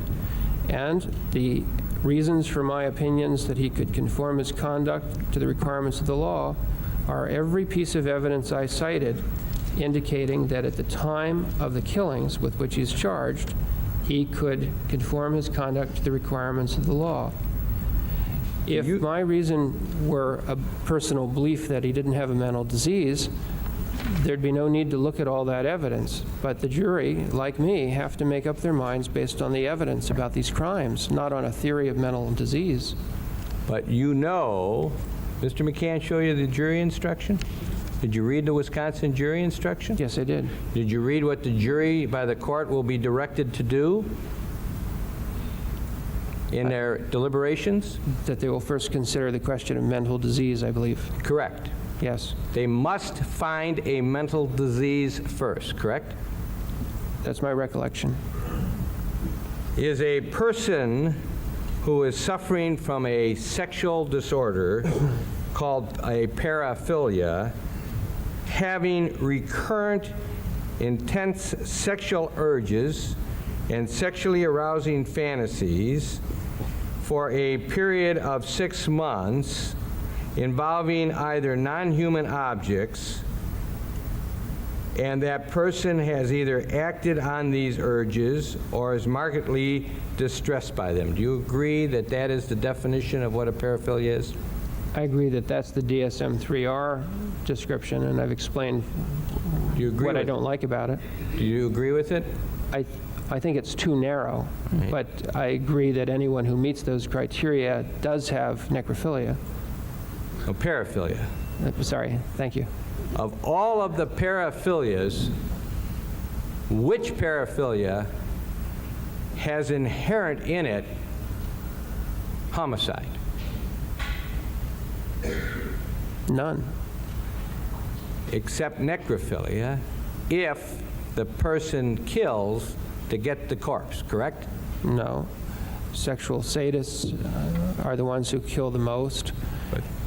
But inherent in the It's not inherent in any of them. I thought he finished. I've been very kind. Stop it. If I'm cutting you off, just let me know. I don't mean to do that. He's like, I've been very kind. Stop it. Oh, Lord. Go ahead. Finish your question. Homicide is not inherent in any paraphilia, though there have been some who have questioned whether there may be a paraphilia of killing and have searched to find a case that might be an example of it. It's not anything that's yet been described. Doesn't sexual sadism include the conscious torturing of another human being for one's own sexual purposes? Isn't that what it is? Yes. The person's got to be conscious. The victim has to be, yes. And isn't it suggested that perhaps the sexual sadist will end up killing the person, but it's not inherent in the concept of sexual sadism that the person ends up being deceased, correct? Correct. Just as in necrophilia, Sure. it's not inherent that the person starts out being alive. Next question. Sexual masochism is where a person can end up killing themselves because in the interest of what they're doing in their paraphilic disorder, they may end up not pulling the escape valve at the last moment, correct? Yes. Right. But in necrophilia, if the necrophiliac can't get his corpse, it very well may be that to achieve his fantasy, he may involve himself in homicide. True? Unless he decides to masturbate, unless he decides to look at a picture of a dead body, unless he decides to get someone to pretend to be dead or pay them to do that. One of the things he may choose to do is to kill. Do you agree, and if I cut you off, just say you got more. Do you agree with the findings by Dr. Rossman and Dr. Resnick that the genuine necrophile has a persistent sexual attraction to corpses? The sexual attractions may be manifested in the necrophile's fantasies or in a series of necrophilic acts. Most of this group fits the DSM-3R diagnosis of paraphilia not otherwise specified and includes cases in which the corpse represents a fetishistic object. We classify them as genuine necrophiles, A, necrophile homicidals, B, regular necrophilias, and C, necrophilic fantasies. And the fourth category is the pseudo-necrophile. Do you agree with that breakdown of necrophiles? I'd want to look in more detail at just what they're doing. It is a rare thing, is it not, in the history of mankind to find people who commit homicide to carry out their necrophilic acts. True? It's rare. As far as we know, it used to be rare. It's becoming more common. If I were to tell you that Dr. Rasmussen Resnick's study found as late as 1989 that there were only 14 in a study of a group representing 188 that is then knocked down to 54, that would be a rarity. There's only 54 genuine necrophilia cases that they found, that they studied, and 14 of those were homicidal necrophilics. That would be a small proportion of people on the cosmos, correct? Well, that's only a small proportion has been written up in the journals. What they studied was cases other people had published, but most cases don't get published. I still agree with the idea that it is not common. Sure. And that, and of course, most necrophilic behavior and necrophilic crimes goes undetected. The people are never caught for it because the victims can't speak. Let me ask you this. Would Jeffrey Dahmer had continued his necrophilic homicides had he not been arrested or because of the Tracy Edwards thing? As long as he had a place that he could privately take them, alcohol to decrease his inhibitions, and could spare the time to dispose of the remains. I want to ask you then about Mr. Dahmer's conduct. You have alluded to the fact that he had his own apartment as a thing that was something that you considered, so he could secret people away, correct? Yes. You indicated that he never did this in public. In other words, he never killed anybody at the peep shows, he never killed anybody on the streets.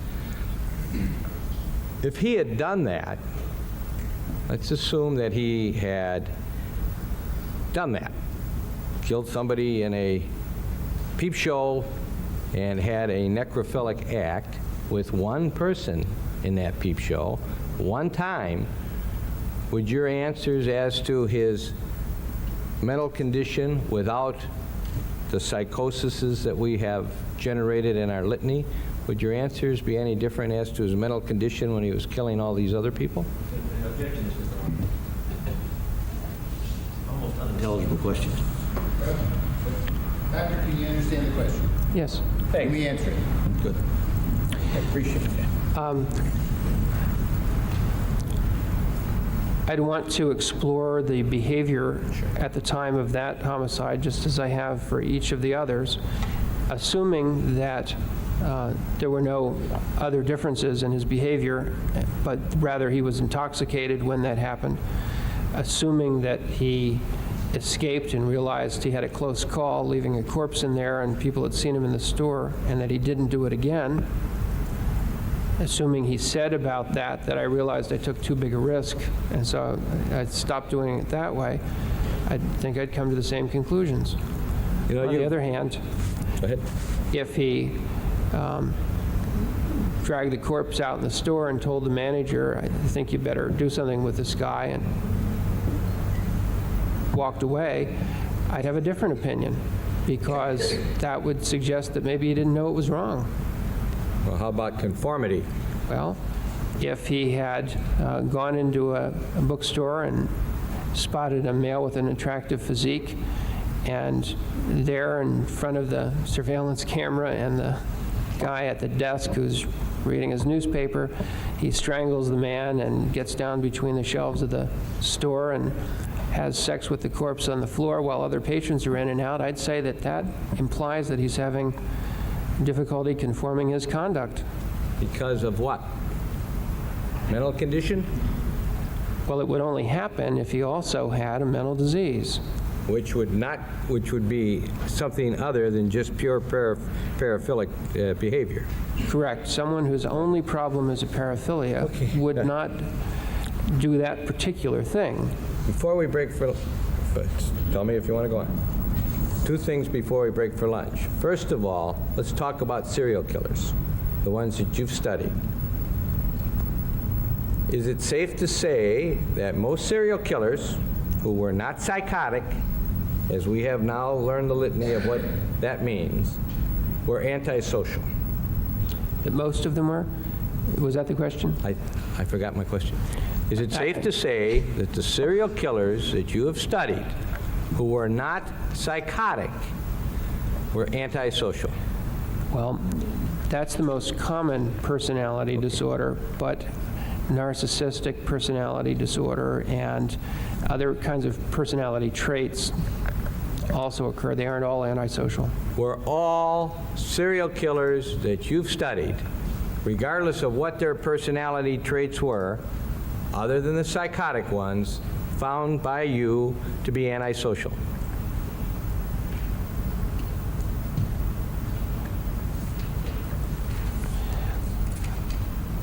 Well, by definition, any serial killer who wasn't psychotic or mentally retarded, and none have been mentally retarded, would have at least the antisocial trait of failing to conform to the law. There is in the DSM-3R something called antisocial behavior. Adult antisocial behavior? What's it called? You know what I'm talking about. There's a non-diagnosis, a label called adult antisocial behavior. Did all serial killers that you studied, would you have affixed that to them, adult antisocial behavior? Give me his opinion. I would certainly say that every serial killer must either have antisocial personality disorder or some antisocial personality traits, or to have engaged in some antisocial behavior, I think by definition. I don't think there's ever been one who did it for pro-social purposes. What did you state in your formal report, so I don't take up time looking for it because I can find it over the noon hour? What did you say relative to the finding of antisocial conduct on Mr. Dahmer, if you recall? In my report, I stated that Mr. Dahmer had certain personality traits, and I specifically mentioned antisocial as one of the kinds. Did you not state on page 6, Thank you. first full paragraph, Mr. Dahmer, about the fourth sentence, does not meet criteria for antisocial personality disorder, and in particular lacks features of a conduct disorder before age 15. That's right. Did I read that right? Yes, and that's Is that true of other serial killers, also serial killers who were found to have been, the ones we're talking about, the big names, the Bundys, the Gacy's, the ones you've studied? Were these folks also did they not meet criteria for antisocial personality disorder, and in particular they lack features of a conduct disorder before age 15? That's been true for quite a few of them. Bundy was principally a necrophile who had adult antisocial behavior, but not much by way of the childhood stuff. Did you put in your report that he had adult antisocial behavior? I said he had antisocial traits. Okay. But you didn't say adult, I'm just trying to use phrases, adult antisocial behavior. You didn't say that. No, that's a term to be used when there's nothing at all wrong with someone and you just want to describe why they came in. Before we break for lunch, you indicated to me that if Jeffrey Dahmer had gone into the supermarket, had committed a necrophilic act, had killed somebody, had had sex with them, and had gone up to the manager and said, you better do something about what happened back there, you might reassess what you think about his mental condition, because that would have really been an overwhelming thing to have found in Jeffrey Dahmer that would have caused you maybe to give your hypothesis a second look, correct? Well, I didn't say supermarket, but I'll accept that one too. If he'd done it in the supermarket, I'd feel the same way. No. That if he behaved in that manner, I would believe that there would have to be another mental disorder present. And frankly, one of the things that you've told us, and other doctors have told us, is that this getting rid of the evidence, knowing to bring people back, doing it only on the weekends, hiding, escaping detection, all of that showed a fellow who was in control of his environment, and therefore, even though he didn't have a mental disease anyway, he was conforming his conduct to requirements of law. He was in control, correct? You've said that, haven't you? I haven't said that he didn't have a mental disease. I have said that all of those behaviors you just alluded to indicate that Mr. Dahmer was aware of the wrongfulness of his conduct, appreciated that, and that the behaviors that I described show that he could conform his behavior to the requirements of the law. Am I missing something here? Did Jeffrey Dahmer have a mental disease, in your professional opinion, at the time that he was carrying out these homicides, other than the last two?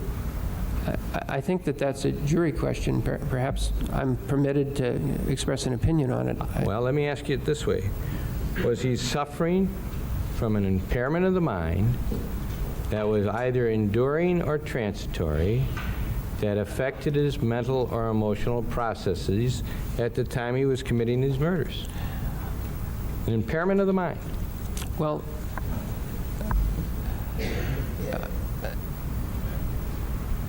I think that a paraphilia is an abnormal condition of the mind, which is what I thought the law specified. I think that alcohol dependence is an abnormal condition of the mind. I don't think that personality disorder or personality traits necessarily meet that. And of those categories, which are the only ones I think apply to Mr. Dahmer, I don't think paraphilia or personality traits or disorders substantially affect mental or emotional processes for the reasons I gave. I think that alcohol dependence may substantially affect emotional processes. That would only been for the last two killings, though. Well, he's always been alcohol dependent, or at least since age 17, but the question of alcohol intoxication applies to the last two killings. I'm of the opinion, Dr. Dietz, that Mr. McCann read to you, asked you if he sent you the jury instructions. Did you read the definition of mental disease? And I believe he repeated it. Mental disease is an abnormal condition of the mind which substantially affects the mental or emotional processes. And I believe... Hold on, Charlotte. I don't know if this was said in jest, but I'm sure I heard there is some kind of thought / suggestion that people can donate their bodies to science for necrophiles to avoid them killing. I've not heard that, but I also wouldn't find it super surprising in today's world, quite frankly. I don't think that would ever happen. Maybe, who knows? I've seen some wild ass shit going down, but I almost couldn't see a world where at least the majority of necrophiles would come out and admit that they are that to begin with. But that is an interesting thought, to say the least. If you can find something that, send that to me, because it actually doesn't completely shock me in today's world. I'm sure there's somebody out there saying justice for necrophiles, but that is wild, though. He asked you whether or not Jeffrey Dahmer qualified for that condition on each and every time of these homicides, and I believe your answer was he did not have such an abnormal condition of the mind which substantially affected his mental or emotional processes. I think you'll find your recollections incorrect. He asked me if Jeffrey Dahmer's paraphilias amounted to such a condition. Okay, then I'm going to ask you, did Jeffrey Dahmer, at the time he was committing these murders, have such an abnormal condition of his mind that his mental and emotional processes were substantially affected? And my answer to that is that I don't know. Okay. Partly because it really is a jury question in the end, but my actual area of uncertainty here is what the effects are of alcohol intoxication at the time of the last two killings. So what you're saying is you don't know But it wouldn't matter because all of his conduct was such that he could have conformed it to the requirements of the law. He didn't lack substantial capacity because of the things you enumerated, correct? I think that that's what the evidence shows. Right. Now I want to go back to the supermarket incident. There was a time, it wasn't a supermarket, there was a time, and the evidence shows, and you have told us about it, and if I'm wrong on any of my facts, please tell me before you answer that I'm wrong on any of my facts, and I'll try and correct them. That Mr. Dahmer had in his apartment Conrac synthamazone. And I apologize that I don't pronounce that well because the poor young man is deceased. He had Conrac, and that's all I'm going to call him from now on. That he had drilled a hole in his head to try and make him into a zombie. That he left to go get some beer. That as he was returning, he saw this youngster on the street naked. That in spite of seeing him naked and in spite of seeing people around, this Laotian Asian boy, who it has been put into testimony was certainly in a minority of minorities,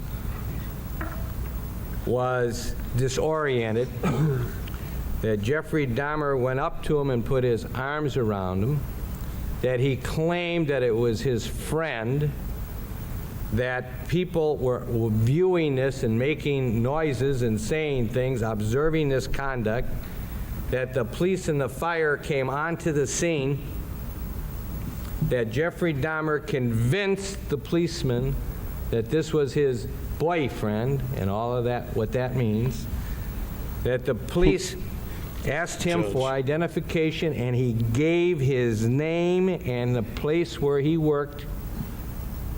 He said this is his friend of 2 or 3 weeks duration. The officers went back to his apartment. He identified the youngster by the name of John Hamong, that there was a dead body on the bed in the next room, that at no time did he try and stop the police from coming into that apartment, that he said, I will take care of that youngster, and that when the police left, at some time within a short period thereafter, he attempted to continue making this youngster in a zombie state, having failed to do that and accomplished that on prior occasions and ended up with a dead body, that in fact that youngster died.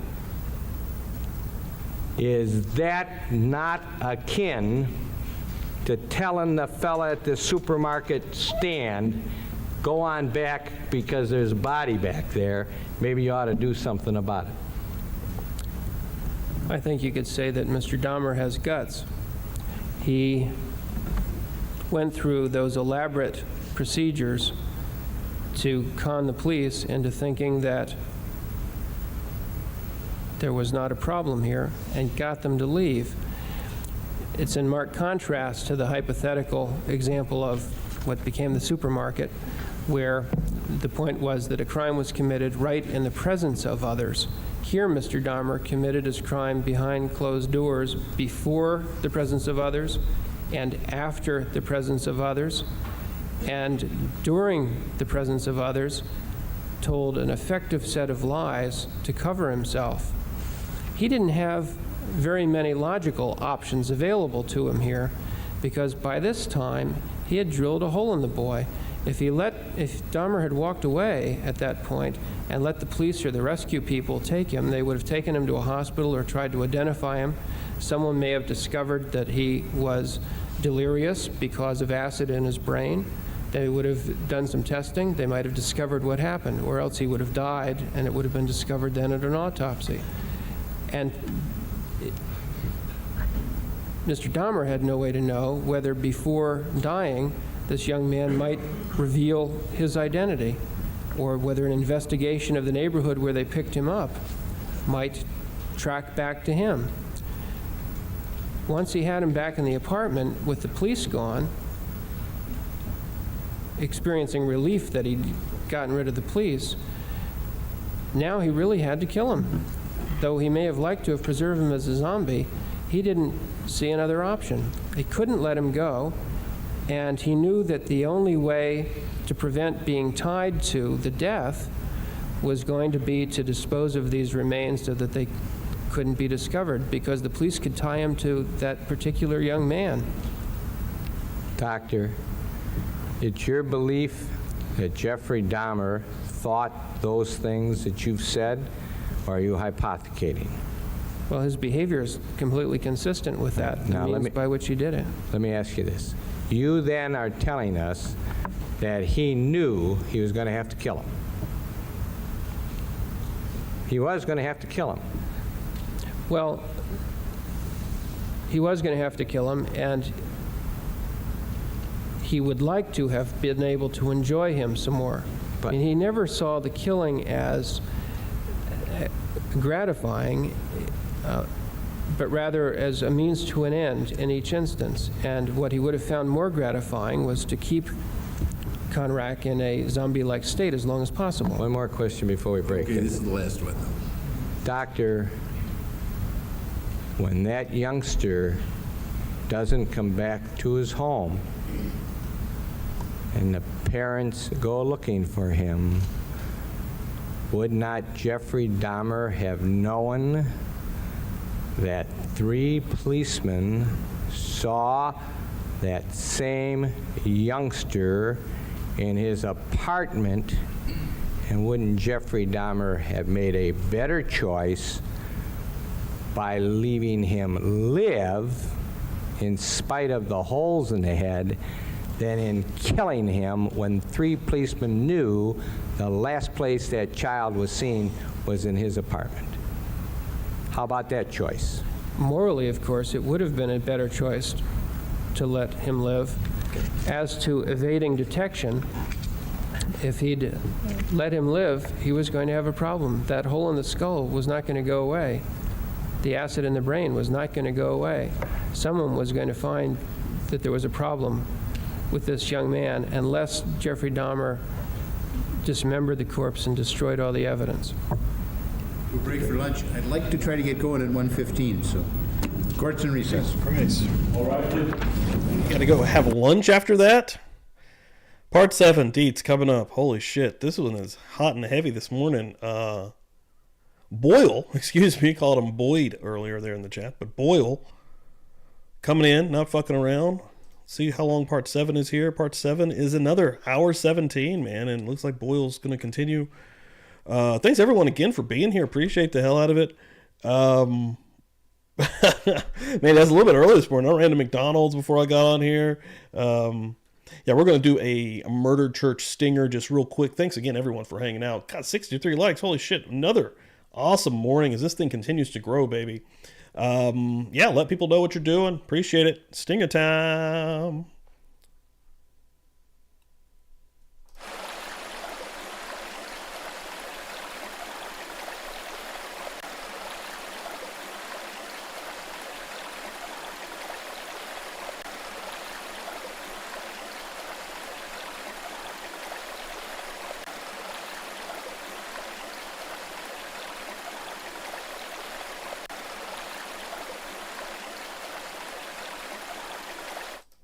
Yes, indeed. God, we live with Deets now. What is this, week 4? Have we been with Deets for an entire fucking month? I don't know. Yeah, everybody hanging out in the chat. The chat's been amazing too. A lot of cool debates going on in there. A lot of friendly chat going on also. Love it. And as Bob likes to say, it's okay to disagree, man. I like a good healthy debate out here. Yeah, we're going to continue here going with Deets, man. This one's interesting.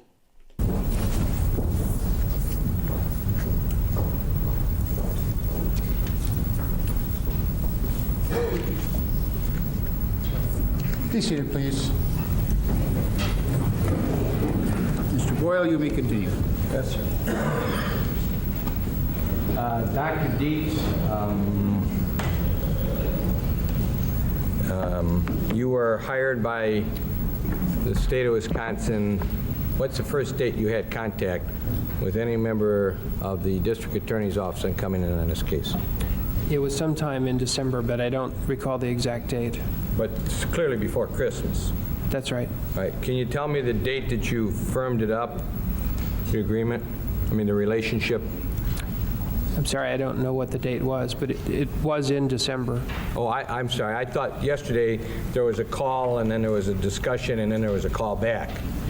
That's true, but all of that was in December. No recollection of what? Date? 1st, 15th, 20th? Well, all I really recall, it was after returning from a vacation that was in November, and that it was, I thought, early December. All right, so that's the first thing what was the date you got your first material? In other words, anything relative to the case?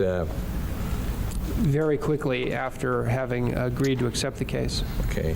Tell me what the terms of your agreement were. I mean, I appreciate you're saying that if you thought that he was mentally ill, that you would be available to testify for both sides. That's true of everybody in your field, isn't it? I mean, you're not unique when you say that if the state wants to hire me and I find that the person is mentally diseased, that you would end up testifying for the defense. That's not unique, is it? I've never heard of anyone else making that sort of agreement outside of one other case that I did with some colleagues, but I'm sure there must be other people Sure. who've made that condition.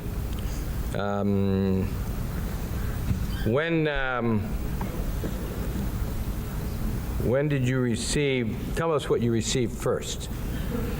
The first thing I received was a large quantity of materials that were in the form of police reports with a kind of odd numbering system, 5-1 to several hundred, that included confessions and various statements by Mr. Dahmer, and with it also a volume of materials that were statements made by other witnesses who'd known Mr. Dahmer over the years. But it was all documents and background information concerning the crimes and concerning Mr. Dahmer.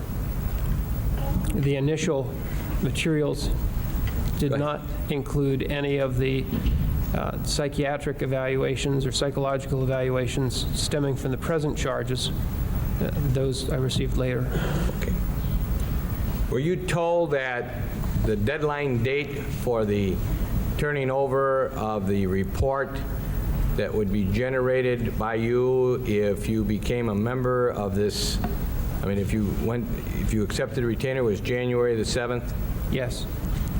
And that was an agreement that all doctors' reports would be transferred by that date? Yes. Okay. Now, realizing that that's the Christmas, New Year's season, I want to know, did you have the wherewithal to read the entire confession prior to coming to Milwaukee to meet with Mr. Dahmer? Not only had I read it, I had already entered on computer every pertinent fact from every document that I'd received concerning Mr. Dahmer, had sorted it all into chronological categories, had sorted it into informations, had a list of discrepancies, a list of controversies, and a list of every point of evidence that I thought could possibly be relevant to his life history or to this case. Just saw a tweet over here from Amber, Law Nerd Amber, showing that she's got Murder Church up on her big screen, and I'm just like, what is happening? You have my big dumb head hanging out here on Murder Church. Thank you so much. That's awesome. I love seeing shit like that. So you read the confession? And more. Sure. I just want to know if you read the confession. Can I have the confession, please? Now, you've been a forensic psychiatrist for how many years would you classify yourself as that? I started subspecialty training in forensic psychiatry in 1977, and from that point on, that's been my focus.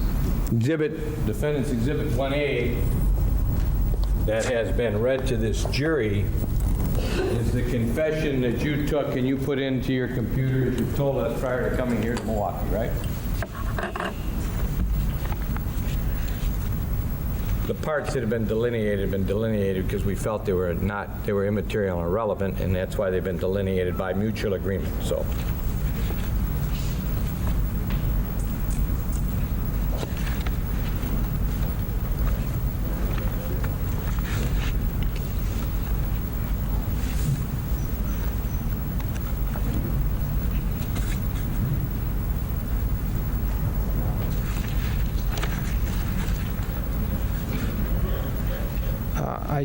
I have seen everything here, Sure. and these were among the materials that I included. But that, we got all said, is the confession of Mr. Dahmer. Now, in the course of... I can just see that, Mandy. Breakfast is served. You just got a bowl of Cheerios thrown out into the yard. Hope you can get it quicker than the dogs, motherfuckers. And I'm talking about just in the course of your experience looking into criminal matters, the only time that you would really come into play and read somebody's confession was if there was an issue on mental responsibility. So basically the cases that you have are cases where there's either a special plea or some psychiatric question, true? You're not into just general cases, are you? Criminal cases? Well, I'm only asked to examine a case and testify as a forensic psychiatrist where there's some mental issue in the case, but I have other activities in life that cause me to read confessions that have to do with investigations of various kinds. That's considered a long confession, is it not? Yes, it is.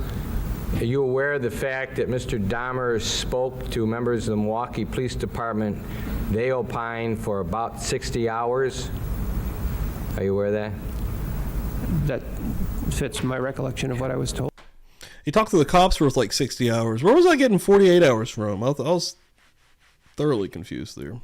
And is it also true that he did that, as the jury has heard time and time again, waiving his right to have counsel present against the advice of his counsel? That's all in the report. You read that. Yes.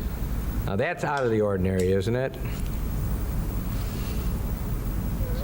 That we got a 60-hour confession where the defendant continues to talk to the police on his own. That's pretty much extraordinary, isn't it?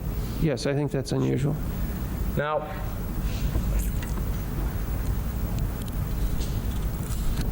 could a person like yourself, reading that, conclude, I don't see him saying anything about hallucinations, I don't see anything about any delusional things that are popping out on that confession. I see a fella admitting that he did it, all 17 of them, some of which were not solvable. A person reading that confession can conclude that, couldn't they? They could say that none of that is in there. That wouldn't tell them if that were sufficient. Right. You have to look at other evidence too, but you'd be able to make those conclusions. Sure. As a matter of fact, you know, we're here and you testified to a series of questions yesterday and I think this morning also about the wrongfulness of his conduct. Were you told before you testified that every doctor that has testified has opined that Jeffrey Dahmer was able to appreciate the wrongfulness of his conduct? You were made aware of that, were you not? Yes. Yeah. So you know that's really not an issue here, in spite of the fact you testified about it, which is fine. It's not really an issue. You understand that? I know there isn't any disagreement, but I thought the jury would have to make a decision on it anyway. No question about it. The next thing that I want to ask you then is that much of what you've told us, good portion of what you've told us, much of what you've told us is also in the confession. In other words, the police officers in their 60 hours went to great lengths of making sure that they documented things as far as what the defendant was telling him about his commission of his criminal offenses, right? Quite a bit of what I talked about is found in some form in the confession, and parts of what I talked about are drawn right from the confession. Sure. And not only that, but Mr. McCann showed you certain parts of the confession, and I remember, or I think, and I may be wrong, but where the police officer goes in and sits down with Jeffrey and says, did you know what you were doing was right or wrong? And he said, I knew it was wrong. I want to get it off my chest. There has to come a time. It's my fault. You've talked about that. So did he in the confession, correct? That's right. would a clinician, or strike a clinician, would a forensic psychiatrist, on the basis of that confession, be able to render an opinion to a reasonable degree of psychiatric certainty that that person who's portrayed in that 60-page confession was a paraphilic who was involved in necrophilic behavior, and that that person appreciated the wrongfulness of their conduct because of many of the statements that they said, and appears to be able to conform his conduct to requirements of law because he has admitted time and time again in that confession as to all of the things that he was doing. In other words, he was only doing it at certain times, he was only doing it when he was alone, he was only doing it when he couldn't be detected. One could make that judgment from reading that confession. That he was a paraphilic and that he was sane on both prongs? Yeah. One would be able to say that the materials in the confession are consistent with that opinion, but to rely on a single source for information would usually be a mistake for a forensic psychiatrist. Would they have to talk to the person? It's not necessary to talk to the person, but it's important, Sure. and you can often learn more. And there's some things that can only be learned that way, but it's not a necessary part of being able to come to the correct opinion. You have written in that vein that there are cases in which an equally valid evaluations can be conducted in the absence of clinical observations. I like that, Chris. Dahmer was intellectually very aware of what he was doing. Emotionally, not so much. Yeah, because he was actively trying to hide what he was doing. He knew that if he got caught, he would not be able to continue to grab people literally off the street and have this control and feel these urges that he had. Yeah. So intellectually, he knew exactly what the fuck he was doing. It's exactly what they were just talking about. The way he persuaded the police to give the boy back. But emotionally, yeah, this motherfucker is completely broken. Something is off in his brain. Something has flipped, right? Further on, like one highly psychopathic serial killer told me, I don't know if I feel bad, but I know that I should. And maybe that's the best I can do. Holy shit, what a quote. Do you remember who said that, Chris? Fuck. You've written that. That's right, depending on how much other information is available. Sure, and you say, but few people agree with you, but that it certainly is possible to read that and make some conclusions, correct? That's right. Yeah. In other words, we ask lay people in the final analysis to make the final diagnosis, don't we? It's their decision as to whether or not it was a mental disease. Well, we don't ask them to make a diagnosis, but we do ask them to determine if a defendant has a mental disease. And lawyers, likewise, you would assume that a lawyer who's been in the business of criminal law might know when his client is delusional or hallucinatory, or, I mean, that's not something you have to really be trained to see, right? Well, I think to be able to classify it accurately and be able to form valid professional judgments about it, you probably do need some training. But to be able to see it or suspect it, any layman can see serious mental illness much of the time. But what I'm asking you is this. We're talking about... Yeah, like that quote hits fucking hard, Chris. Brian Dugan. Conforming conduct to requirements of law. You've said that he was a paraphilic. You do not consider that to have been an impairment of the mind such that it affected... Just for a second, I want to pull it over here. I want to see this one. Brian Dugan. Maybe it's Duggan. I don't think it's Duggan. I think it's Dugan. I'm just taking that literally from Hacksaw Jim Duggan. It's spelled with 2 G's. I don't know. Brian Dugan is a convicted rapist and serial killer active between 83 and 85 in Chicago's western suburbs. Man, Chicago, right?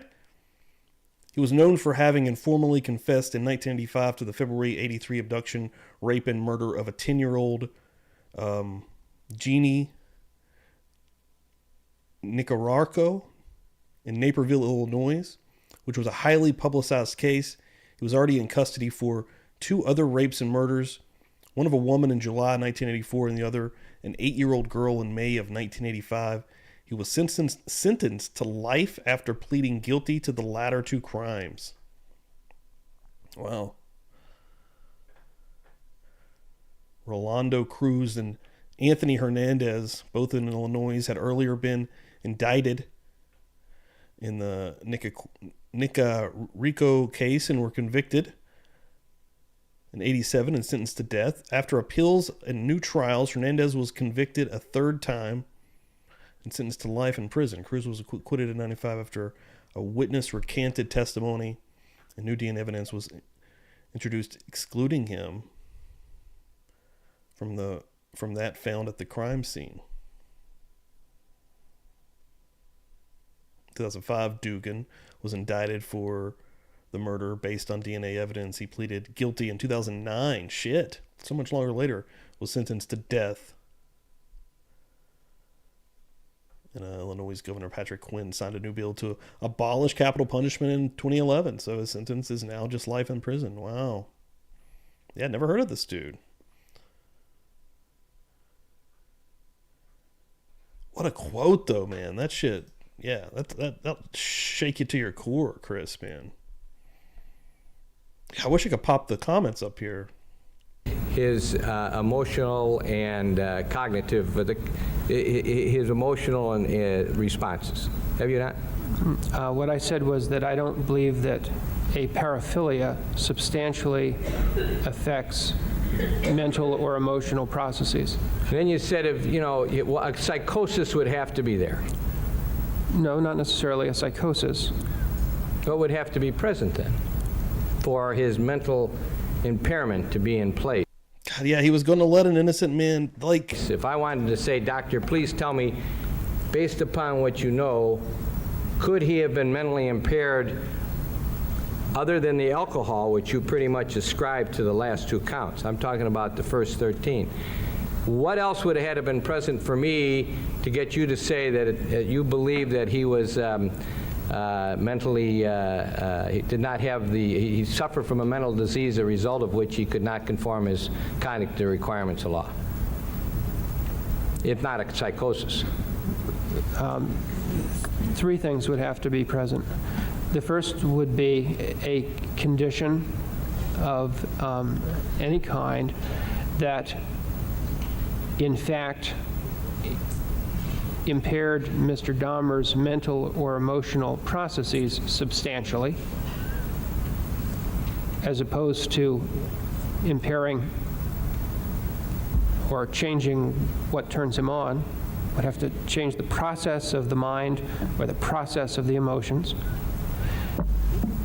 Secondly, there would have to be evidence at the time of each crime that, on balance, showed that he did not appreciate the wrongfulness of his conduct. Most often in crimes, that's evidence showing that defendants were oblivious to the discovery of their crimes, or were proud to brag about them, or tried to recruit the interest of the police or other people into the good that they had done because they hold the view that what they're doing is somehow good rather than wrong. Or, if not the wrongfulness issue, evidence at the time of each of the crimes that, when weighed on balance, showed that at the time of those crimes, Mr. Dahmer could not resist his sexual urges, and therefore couldn't conform his conduct to the requirements of the law. And thirdly, there would have to be a connection between that condition of the mind that impaired his mental or emotional processes substantially and his behavior at the time of each crime, such that he either didn't appreciate it was wrong or couldn't conform his conduct. Setting aside the wrongfulness of his conduct, just setting that aside, the evidence would have to show on balance that because of this condition, he lacked substantial capacity to conform his conduct to requirements of law. And what you did was you looked at all of the things that he was doing all of the choices he made, and then you said, I think he could conform his conduct to the requirements of law, and I say, but his paraphilia was so strong that he couldn't, and you say, I don't agree with that because his paraphilia is not sufficient to cause that condition. True? Would you repeat it again, please? Okay, let me try it another way. What I'm confused by is if you talk about wrongfulness and you have somebody in schizophrenia and they shoot a gun and kill somebody, it doesn't mean that they couldn't. Uh-oh. We have an anniversary with a name that I cannot freaking say. Is it a Methy Saint Noir? I'm guessing, maybe. Tell me if I'm right or wrong. Morning, y'all. Appreciate it. What is that? 1 month? Holy shit. Wow. Let me hit you with one of these bad boys right here. Happy anniversary. Did I get that name right? Did I get that name right? Amethy? If I say it fast, does it make it better? Amethy? Amethyst? Couldn't appreciate the wrongfulness of their Thank you so much for 1 month. simply because they were schizophrenic. But if you as a forensic psychiatrist or psychiatrist says, but wait a second. Oh shit, did I not? Did it not come through? Did that sound effect not come through? What the fuck? Now that sound effect fucked up. They were working earlier. Hold on. What is going on? Happy anniversary. There it is. Anniversary! It's anniversary! Good Lord. Happy anniversary. Happy anniversary. Happy anniversary. Memphis Noir? Noir? Did they say anything else? Did they say if we were even close? If I was close, I'm sure I'm not. MJ, thank you. I think I got them back. They were working earlier. Anniversary! It's anniversary! I'm not even going to pretend like I can either. Like, I'm the worst at pronouncing names. There's so many names for the Tuesday members only stream that I have to learn. It's going to be fun. She's sending shots. That means I'm right. That means I got it right. I'm going to take that as a yes. I'm going to take that as a yes. Amethy Saint Noir. Huh? I think I got it right. I think I got it right. Amethy. When he shot that person, he thought he was shooting Son of a bitch! Adolf Hitler. And he thought that because the man is schizophrenic. So therefore, he did not have substantial capacity to understand the wrongfulness of his conduct because he was shooting somebody and he was hearing voices, etc. Did I say it the right way? Yes. Okay. Now let's just talk about conformity.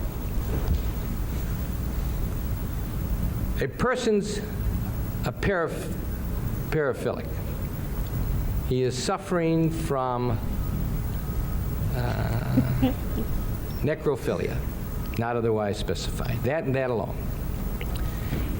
He has this recurrent urges, the definition I've been saying time and time again out of DSM. And he goes and kills somebody so that he can have sex with that person. If I heard you right, under no circumstances would his paraphilia ever be found by you to be such that he would be lacking substantial capacity to conform.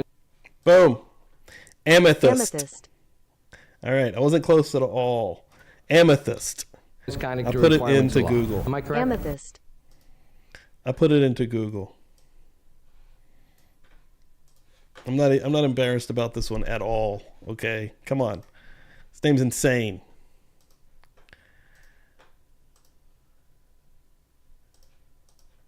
Amethyst. Huh? Amethyst. Amethyst. I wish I could pop up what you guys are saying right now.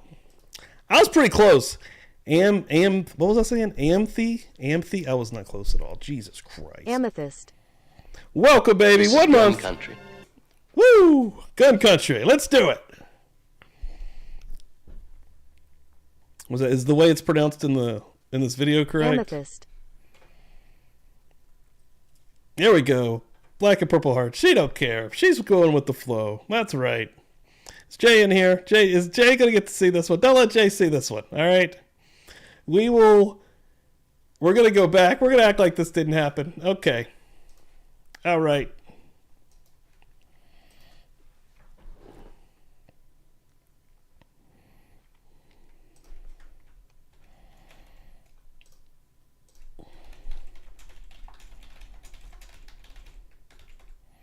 Yeah, later, Chris. For real, man. Thanks for hanging, bro. It was fun as hell in the chat. You're perfect for the chat at Murder Church, man. Meg Z and Christopher do it. If you're not following Chris, man, make sure you're doing that. Did I ever get his stuff here? If I didn't, let me make sure. I'll do that right now. The way I at least have his Twitter in here. I don't think I do, but we'll add it, brother. But yeah, have a great day. Thank you for coming in, man.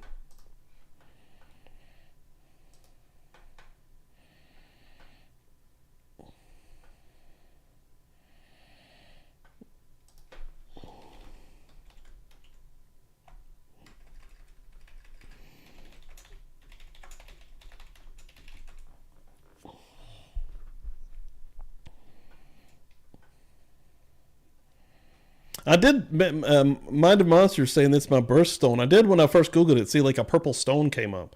And she's been putting the purple and black hearts. Okay, it's all coming together. It's all forming, baby. Okay, nice.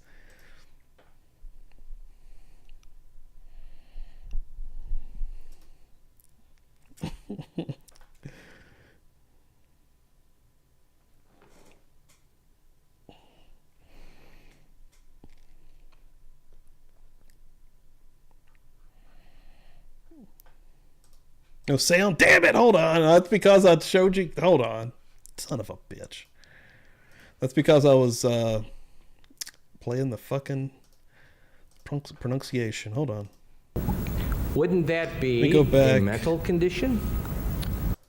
Either something that destroyed or overwhelmed his will. Son of a bitch. Bonnie! There we go. 4 months. That's what I like to see. We need the bells, Pastor Steve. Bonnie, your wish is my command, first of all. And you're going to get some extra bells. Why the hell not? I'm here to to grant wishes. And your wish is for some extra bells and, wrong bell. All over the place this morning. Thank you so much, Bonnie. 4 months? What? Unbelievable.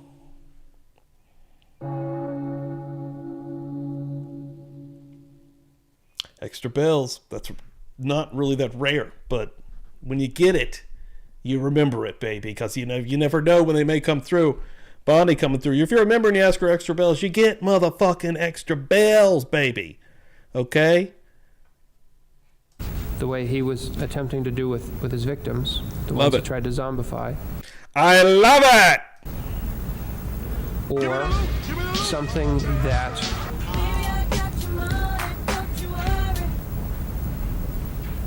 caused him to be unable to reflect or process the consideration between the idea of what he would like to do and the execution of the idea. Hey now, Wouldn't brown that cow. be a Hey mental now, brown condition? cow. Or a mental disorder that would have to be there in addition to the necrophilia? Hey now, brown Generally, cow. Holy shit. Losing our minds here on this. Holy shit. Oh, man. Also, 1999, Miss Krampus. You are amazing. Thank you so much, first of all. Holy shit. We're going to get down. Is what we're going to motherfucking Sober do. enough to know what I'm doing. Jim and Lee. I'm drunk enough to really enjoy doing it. Thank you so much. Tuesday is not only a members only show, guys. It's also my birthday. Okay, I'm still going to be in my mid 30s. Almost said mid 20s. Mid 30s. I turned 37. Yes, that's still mid 30s. And it's in the earliest part of 37, which is still the back end of mid. Once you get to the middle of 37, you start to get to the later 30s. I'm hanging on to that. I'm still in the mid 30s.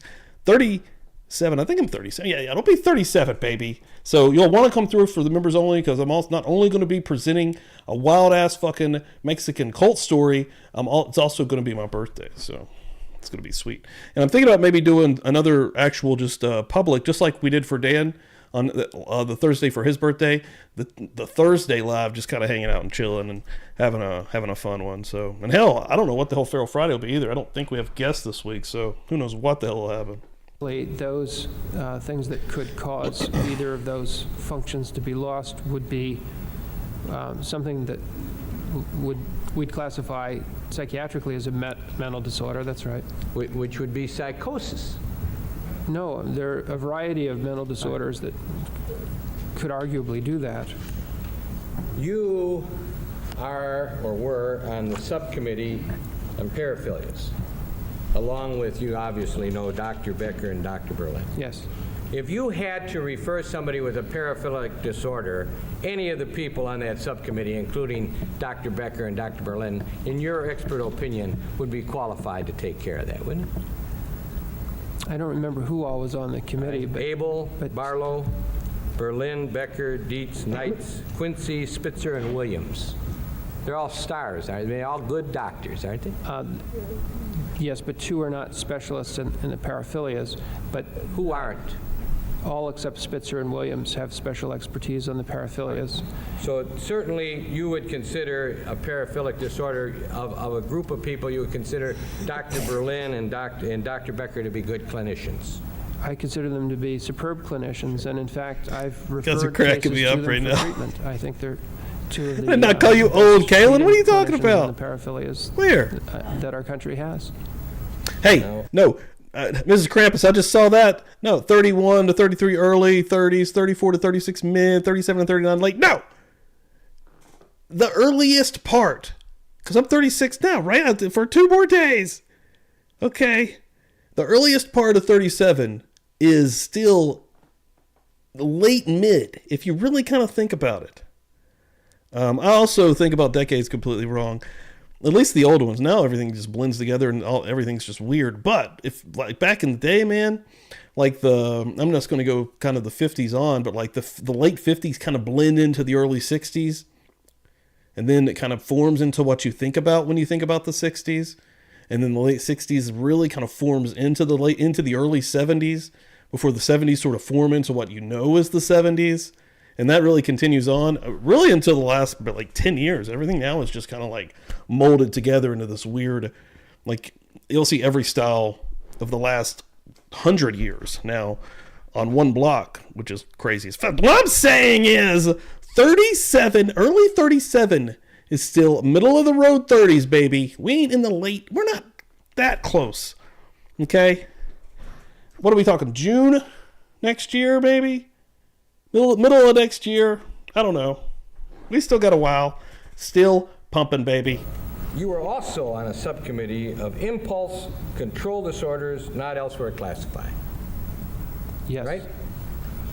Now, if I go to that disorder, I read at the beginning of it, and if you got it there, doctor, it's page 321. You probably know it, but it's at 321.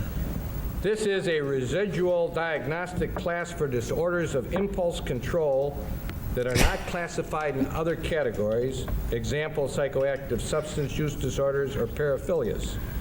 The essential features of disorders of impulse control are, 1, failure to resist an impulse, drive, or temptation to perform some act that is harmful to the person or others.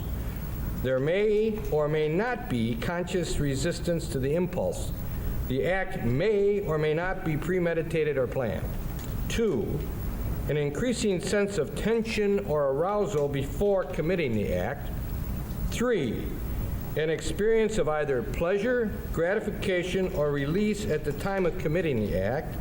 The act is ego-dystonic in that it is consonant with the immediate conscious wish of the individual. Oh, okay. Kalen is late 37. Okay. I mean, I'm going to be there, but I'm not there yet. That's what I'm saying. Immediately following the act, there may not be genuine regret, self-reproach, or guilt.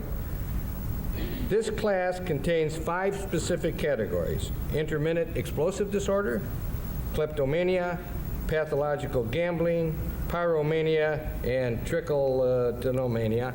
But, how do you say it? Trichotillomania. See, good deal. But the last disorder is an impulse control disorder, not otherwise specified, which says disorders of impulse control that do not meet the criteria for a specific impulse control disorder. Now, you were on the committee that studied that and came up with some recommendations for the DSM-3R, right? Yes.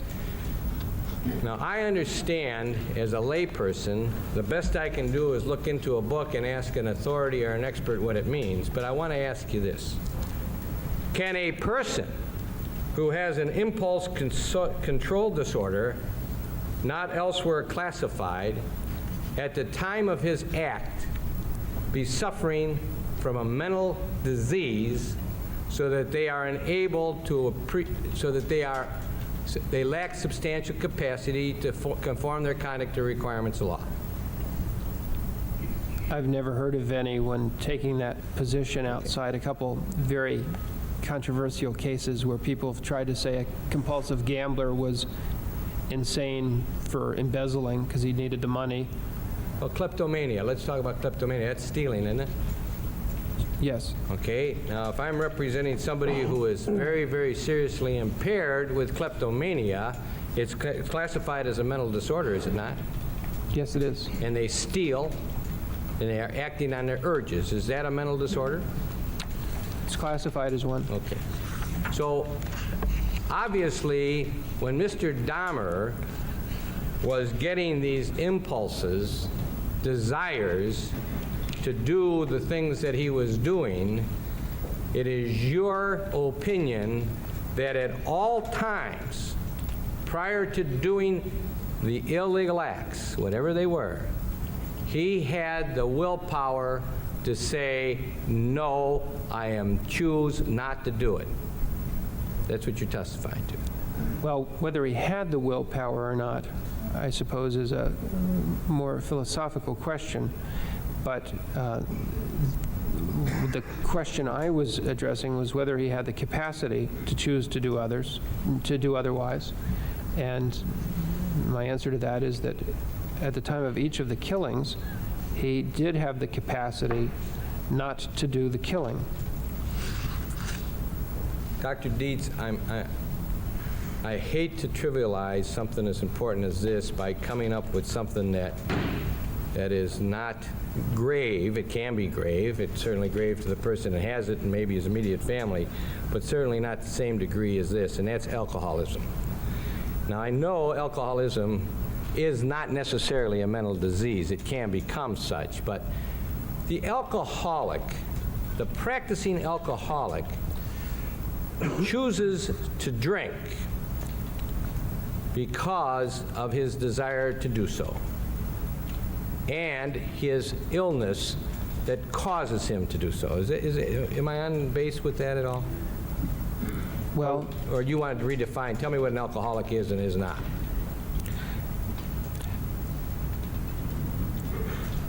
I think the way I'd put the point as to why an alcoholic drinks would vary depending on at what point in his alcoholism he's facing the decision. And that depending on the timing, it may be a voluntary choice to resume drinking. Sure. It may be a desire to experience the pleasurable effects of alcohol. It may be a desire to avoid the unpleasant effects of withdrawing from alcohol, especially when he's trying to quit. It may be to avoid other kinds of psychological pains or problems. It may be to feel more comfortable in a social setting, and a host of other reasons. But it isn't simply a pleasure-seeking activity the way that paraphilic sexual acts are. But an alcoholism is a sickness, is it not? Sickness isn't a current medical or psychiatric term in that way. Is it a disorder? But I think it's certainly Alcoholism gets classified as one of two different mental disorders. Please, tell me what the two of them are. Either as alcohol dependence or as alcohol abuse. All right, now, is one of those two greater than the other from a psychiatric standpoint? Is one on a higher level than the other?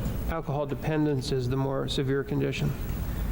Is within the range of alcohol dependence, are there some whose dependence is so grave that they can even go into another category of mental disorder? Don't some alcoholics, in fact, go in, when they're in DTs, they go into a psychotic state? Well, it's not because the alcoholism is so severe, it's because the drinking is so severe. But some of those whose alcohol dependence leads them to drink excessively may go into a variety of different states. And DTs happens when they stop drinking, however. I understand. Now let's take the alcoholic that's very impaired. And let's assume, I gotta watch assumptions. The alcohol who's very impaired, who hides the bottle, who only drinks when his family's not around, who takes the phone off the hook so people think that he's busy on the phone, who turns off the lights so that the neighbors won't come over and visit, who hides his car so that he'll be left alone in his drinking. He's making choices, is he not, in order to effectuate the compulsion that he has that is causing him to want to drink alcohol, right? He's making choices. Well, medically, that drinking wouldn't be a compulsion. As I described yesterday, compulsion refers to some senseless task one wishes to engage in to prevent some dreaded harm, where there's no connection between the task and what's dreaded.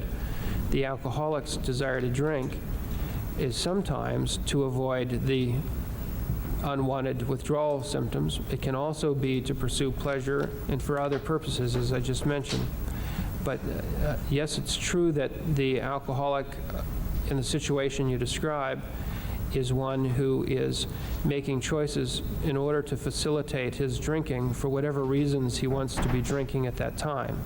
Now, Jeffrey Dahmer is making a lot of choices in bringing about the thing that he wants for his own pleasure.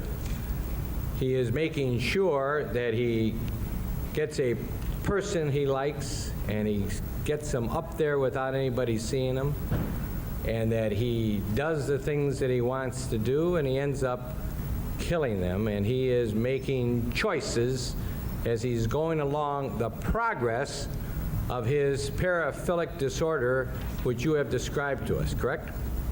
That's what he's doing.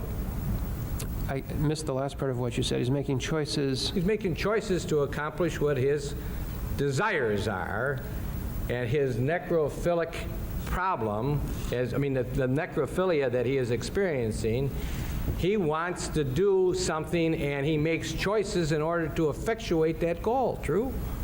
Well, he's making choices and deciding how he'll fulfill himself sexually, but not just for necrophilia, since in addition to enjoying sex with corpses, he enjoys sex with comatose live men and with men who are fully alert and alive, and he can enjoy masturbation while thinking about a handsome young man in a magazine or while watching one of the favorite videos. And on some occasions, what he chose to do was this series of things that resulted in the deaths. But they were goals. They were his goals to do these things. That's what he wanted to do, whether it would be creating a zombie, having a sex slave, having somebody for 3 days until they were goals of his, and he chose to do those things, and he went about the way to effectuate it. And you have told us in response to most of these cases, and you've delineated the things that he did, and you said, and this means to me that because he was doing these things, he was at all times able to conform his conduct to the requirements of law, because he could have said, I'm not going to do that. Isn't that what you were telling, at least some of what you were telling us? That is some of what I said, that All right. in making those choices, he was reflecting a capacity to conform his conduct. You stated in the Hinckley case that one does not have to be psychotic in order to be found not to be able to conform to the requirements of law. You said that. Under the law present there at that time, I may well have said that. I don't recall in particular. The question was asked of you by Mr. Fuller, who I think was representing Mr. Hinckley. Let me We're just get it back. out, Doctor, if I We're could. back, baby. Yeah. You were at the University of Virginia Law School at one time. I mean, at the University of Virginia? You Yes. know Professor Richard Bonney? Very well. Yeah. And you know that they wrote this case study in the insanity defense, the trial of John W. Hinckley Jr. Have you ever seen that before? Yes, I did a lot of the background work to help produce it. Good. Let me ask you, if you will, to look at page 82, and where it says cross-examination by Mr. Fuller. Weren't you asked whether or not a person could be absent a psychotic problem and still be able to... Yeah, everybody, I see Joe leaving. I might have missed him. He might have already head out. But after this stream right here, you will be portaled automatically into his stream at 2 p.m. So, not be able to conform their conduct to requirements of law?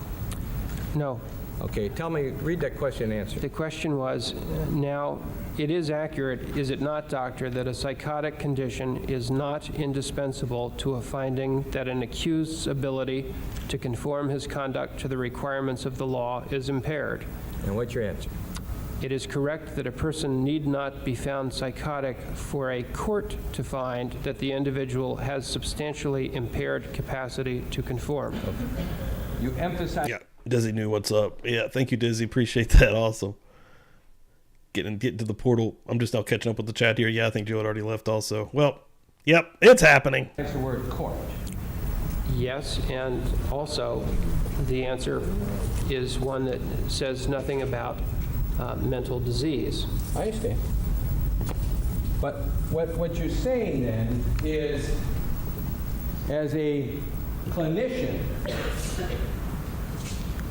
are you saying that a clinician would have to a clinician would have to say that a psychotic condition is not indispensable to a finding that an accused's ability to conform his conduct to the requirements of law is impaired? Are you distinguishing between a court and a clinician? Well, I'm making a number of distinctions there, but I think what I've said here is consistent with what I said there, namely that psychoses are not the only conditions that could conceivably impair someone's capacity to conform.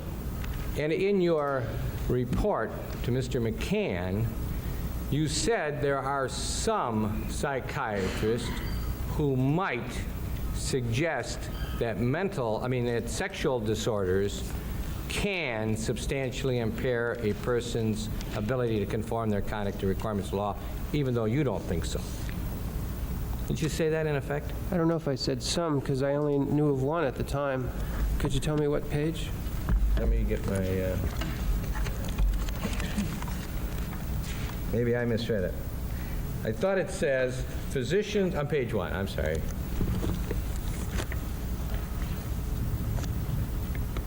You said physicians, it's page 1, right under the question of mental disease. You said physicians are not in universal agreement as to which mental disorders should be regarded as mental diseases, and some might consider alcohol dependence or sexual deviations as mental diseases. Did you say that? Right, because it's not a medical term. No, I just want to know if you said it. Sure. Okay. You didn't say one, you said some. Right, but the question you asked me wasn't about what's a mental disease. It was about what could make someone insane. That's the one I said. I only knew one person who would think that someone could be insane because of a paraphilia. Well, but the fact of the matter is, if I read your report right, you said, physicians are not in universal agreement as to which mental disorders should be regarded as mental diseases, and some might consider alcohol dependence or sexual deviations as mental diseases. Right. Okay. You don't. Well, You don't consider sexual disorders as mental diseases. mental disease is not a term I use except if I'm slipping into lay language. I use the term mental illness to have a very specific meaning, and I use the term mental disorder to have a specific meaning. But mental disease is a legal term, Okay. and there are variations among the states in how that's defined. But you see, my problem is I'm reading your words.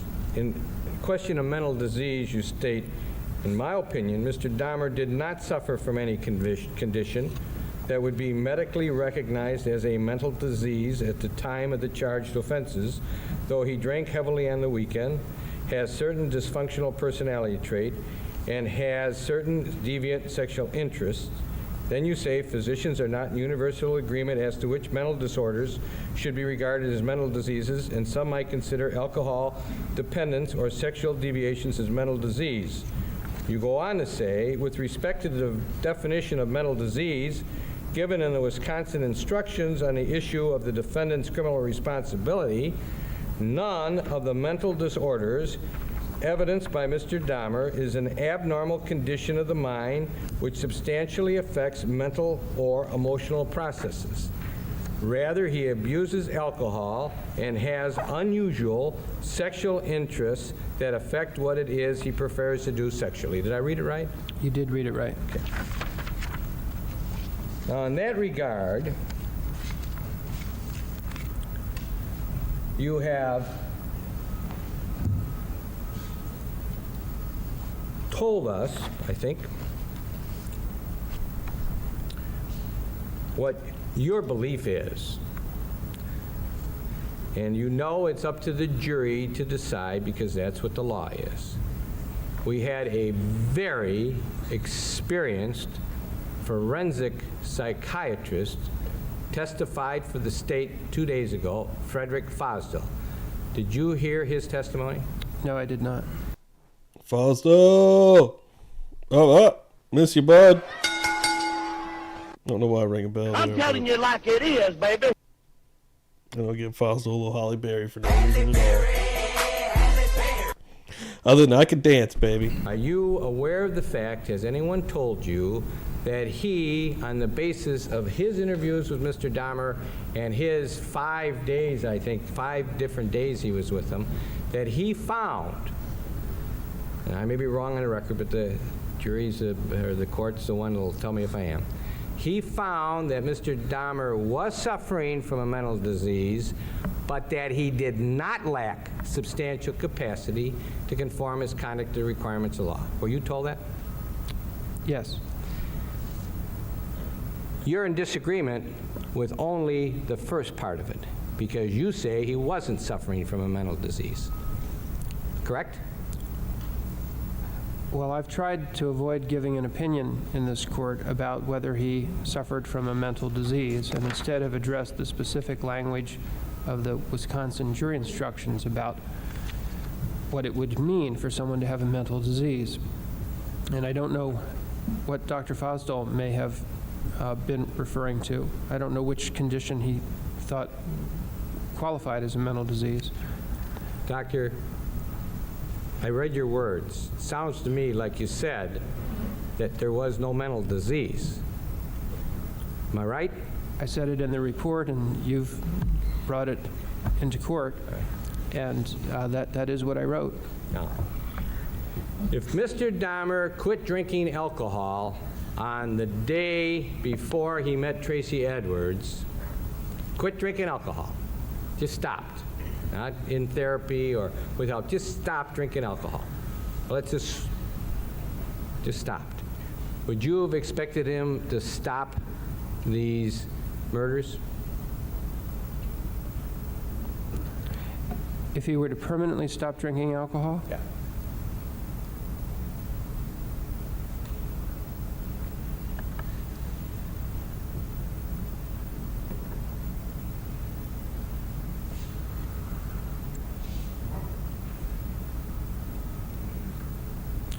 It's a difficult prediction to make. And I'm not sure I know how to make it. I can tell you the sides I'm weighing, but I don't know where it leads. On the one hand, I would expect that if he were to stop drinking, that he would be better able to retain his job, better able to balance his budget, and for that reason have greater access to potential sexual partners, because he'd be able to dress better and present himself better and spend more of his leisure time in pursuit of partners. He would be less able to overcome his aversion to killing if he weren't drinking, unless he used some other substance to replace it. He'd be less comfortable approaching other people as a potential sexual partner, because he usually drank to do that. And yet he said that after doing enough of them, there came a time that he thought he'd be able to do it even without the alcohol. And so I'm not sure of the answer to that. Okay. Yeah, I don't think he would have stopped if he quit drinking. This board represents the homicides. And it starts with this is something prepared by the district attorneys.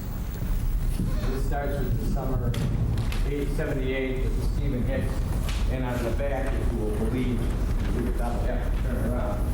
It ends with the encounter of Tracy Edwards, 7/22/91, and he arrested Jeffrey Dahmer on 7/22/91. Okay, they're all listed out. I want to ask you a couple of things. First of all, Tracy Edwards. You've read about Tracy Edwards, correct? Yes, I have. You've been told about Tracy Edwards. Yes. Did you see him testify here in court? No, I didn't. Nobody gave you a videotape of his testimony, and you didn't see that? It's been described to me, but I was not there and didn't see it. Now, when you worked on the Hinckley case, you interviewed 38 witnesses before you made your opinion relative to the issue before that court, right? That sounds about right. Did you attempt to talk to Tracy Edwards to get some idea of what this person said relative to what he was perceiving about Jeffrey Dahmer in that period from about 6:15 in the evening till about 1:30 in the morning, or 1:15 in the morning? No, I thought by the time that I was involved in the case, it was too late to rely on him for any information. 4 months? Wow. A member for 4 months. Good afternoon, everyone. Sorry I'm late. Woke up. Just woke up. Thank you for being here, first of all. Appreciate the shit out of that, but 4 months. Wow. That's impressive. That's pretty cool. Anniversary! It's anniversary! Happy anniversary. Happy anniversary. Happy anniversary. Happy anniversary. Yeah, that's awesome. Yeah, I don't know if you know this from Feral Friday, but my chat thing is fucked up until I can get that fixed. But yeah, 4 months. Wow, nice with a couple. Give it a loop, give it a loop. Yeah. Well, you didn't have any problems relying upon information of other people, did you? You relied on other people's information, didn't you? No one else that I relied on had undergone the experience he had that I think would make the recollections less reliable. Why would you not believe Tracy Edwards' account of his being in an apartment for 5 or 6 hours working diligently to try and get out of there without being killed? Why would you think that he wouldn't be worth the while talking to? Oh, I believe his account to the police when he first went to them. There are details in it that only the man who'd been there could know. There are details in it that Mr. Dahmer directly confirms. And all of those statements that Mr. Edwards made up to a particular point in time, I thought were credible and to be treated the same way as other victims in that situation. But you see, there are a few kinds of experiences that in the field we've learned can make certain information unreliable. One that's very well accepted now and the law understands is that once someone's undergone hypnosis, their recollections of the events that were described under hypnosis are altered. Just let it be known, anybody in here, the next time it's brought up, that the debate currently going on between me and Dan about Dan thinking hypnosis is fake and me thinking that it's possibly real, I think it's real, that there is an expert in court on the stand in the Jeffrey Dahmer insanity trial that is mentioning hypnosis. Let it be known.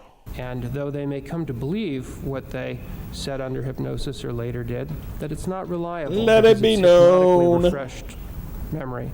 Likewise, for sodium amytal interviews, the so-called truth serum that isn't a truth serum, there is an alteration that occurs in memory so that the subsequent accounts aren't reliable.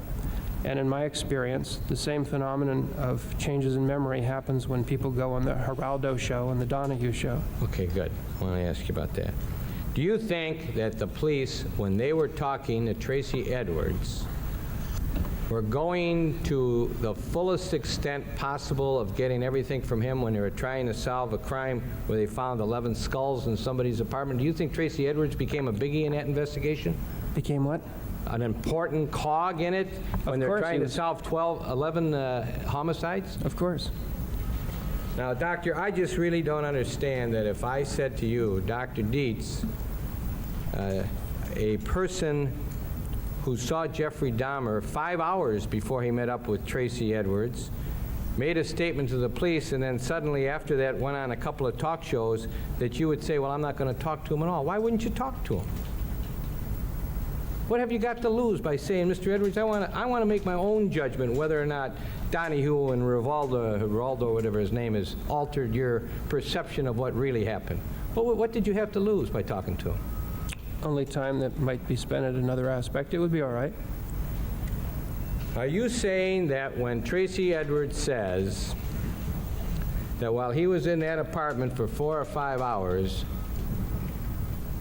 that Jeffrey Dahmer was watching Exorcist 3 at some time, that he appeared to go in and out of himself, that he was chanting, and that he was rocking back and forth? Are you saying that that's not a fact?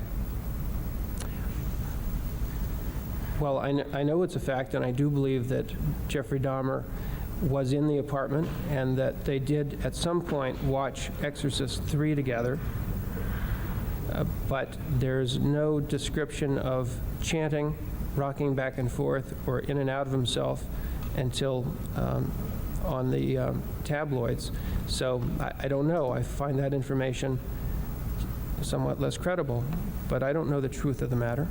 Did you contact the detective that took the statement from Tracy Edwards to find out if he asked Tracy Edwards those questions or not? To find out whether the officer asked those questions or not. Asked whether he was rocking back and forth? Asked him the contents of the questions that he asked Tracy Edwards that would have elicited that potential response. No, I didn't. Okay.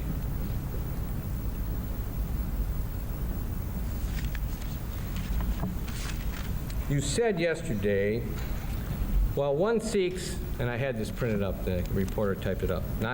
I just wanted to understood what you were saying. It wasn't to challenge you, so I want you to help me explain it. Paraphilia is a description of what is sexually exciting. Whether one acts to seek out that image in various ways is not determined by the paraphilia, but by other aspects of one's life.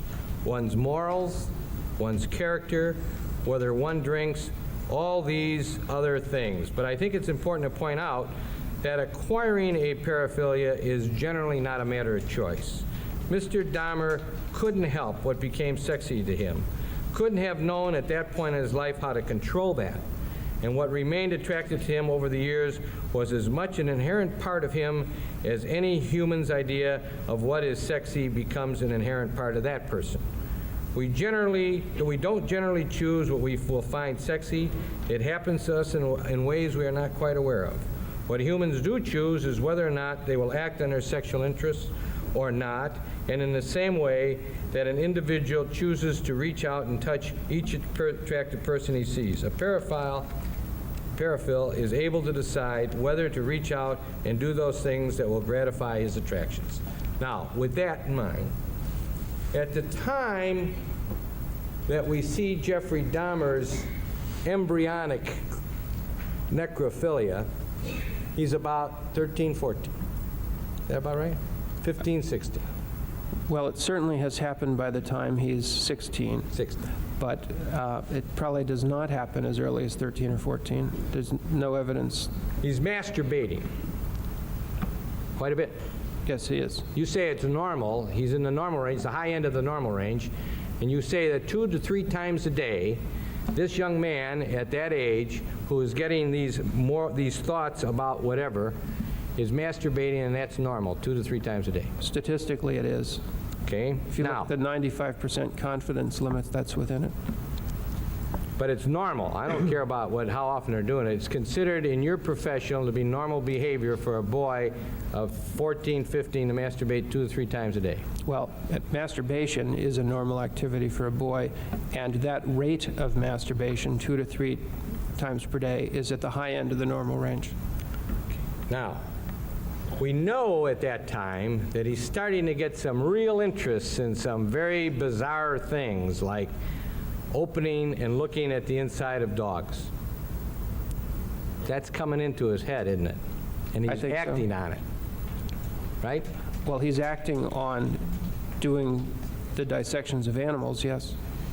Yeah, but it's more than just doing a biological thing. He wants to look at it. I mean, this is what's exciting him, not the fact of a young boy or a girl who maybe is thinking of a career in medicine, starting to do some home exercises to see if it's something they really want to get into. But he's more interested in what it looks like, not from a biological standpoint, but by a thought disorder standpoint. True? He doesn't have any thought disorder. At the time, a thought disorder is a specific psychiatric term. I didn't mean it that way. I don't mean that. But at the time of these initial dissections of mammals, namely dogs, and whatever other larger animals he may have brought home dead to dissect, there is a curiosity about what they look like inside. There was no sexual excitement originally, and it is not different in its nature from the biological curiosity of someone who may choose some kind of career related to biology. I'm sorry. Originally, but it does take on a different light later. Okay. And he notices some thrill about this.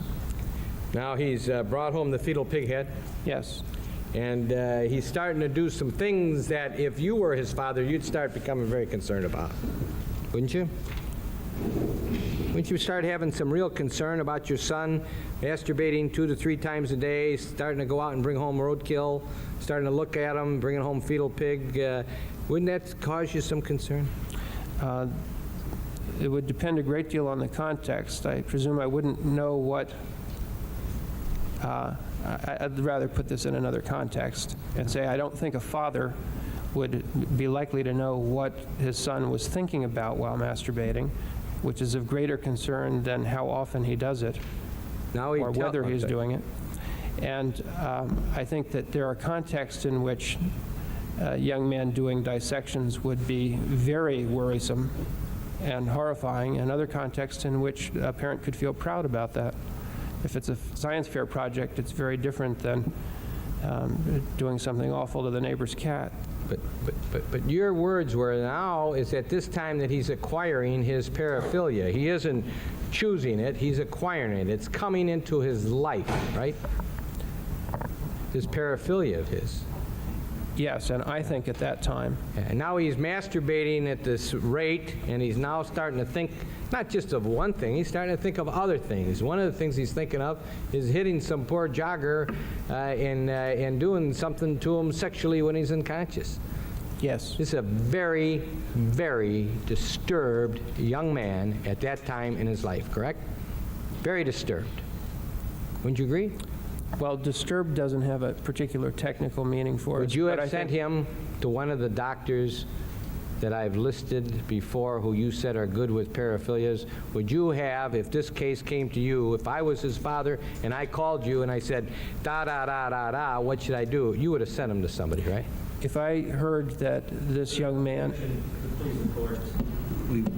This issue's been addressed under 97116, sub 4, that we're touching into. No, it's not done for that purpose. I'll rephrase the question. Okay.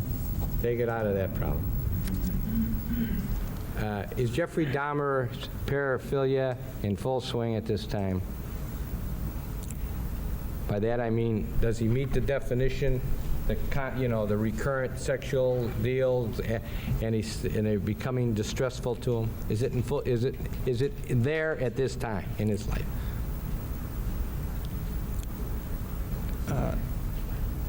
If the paraphilias aren't all diagnosable at that point, they were soon thereafter.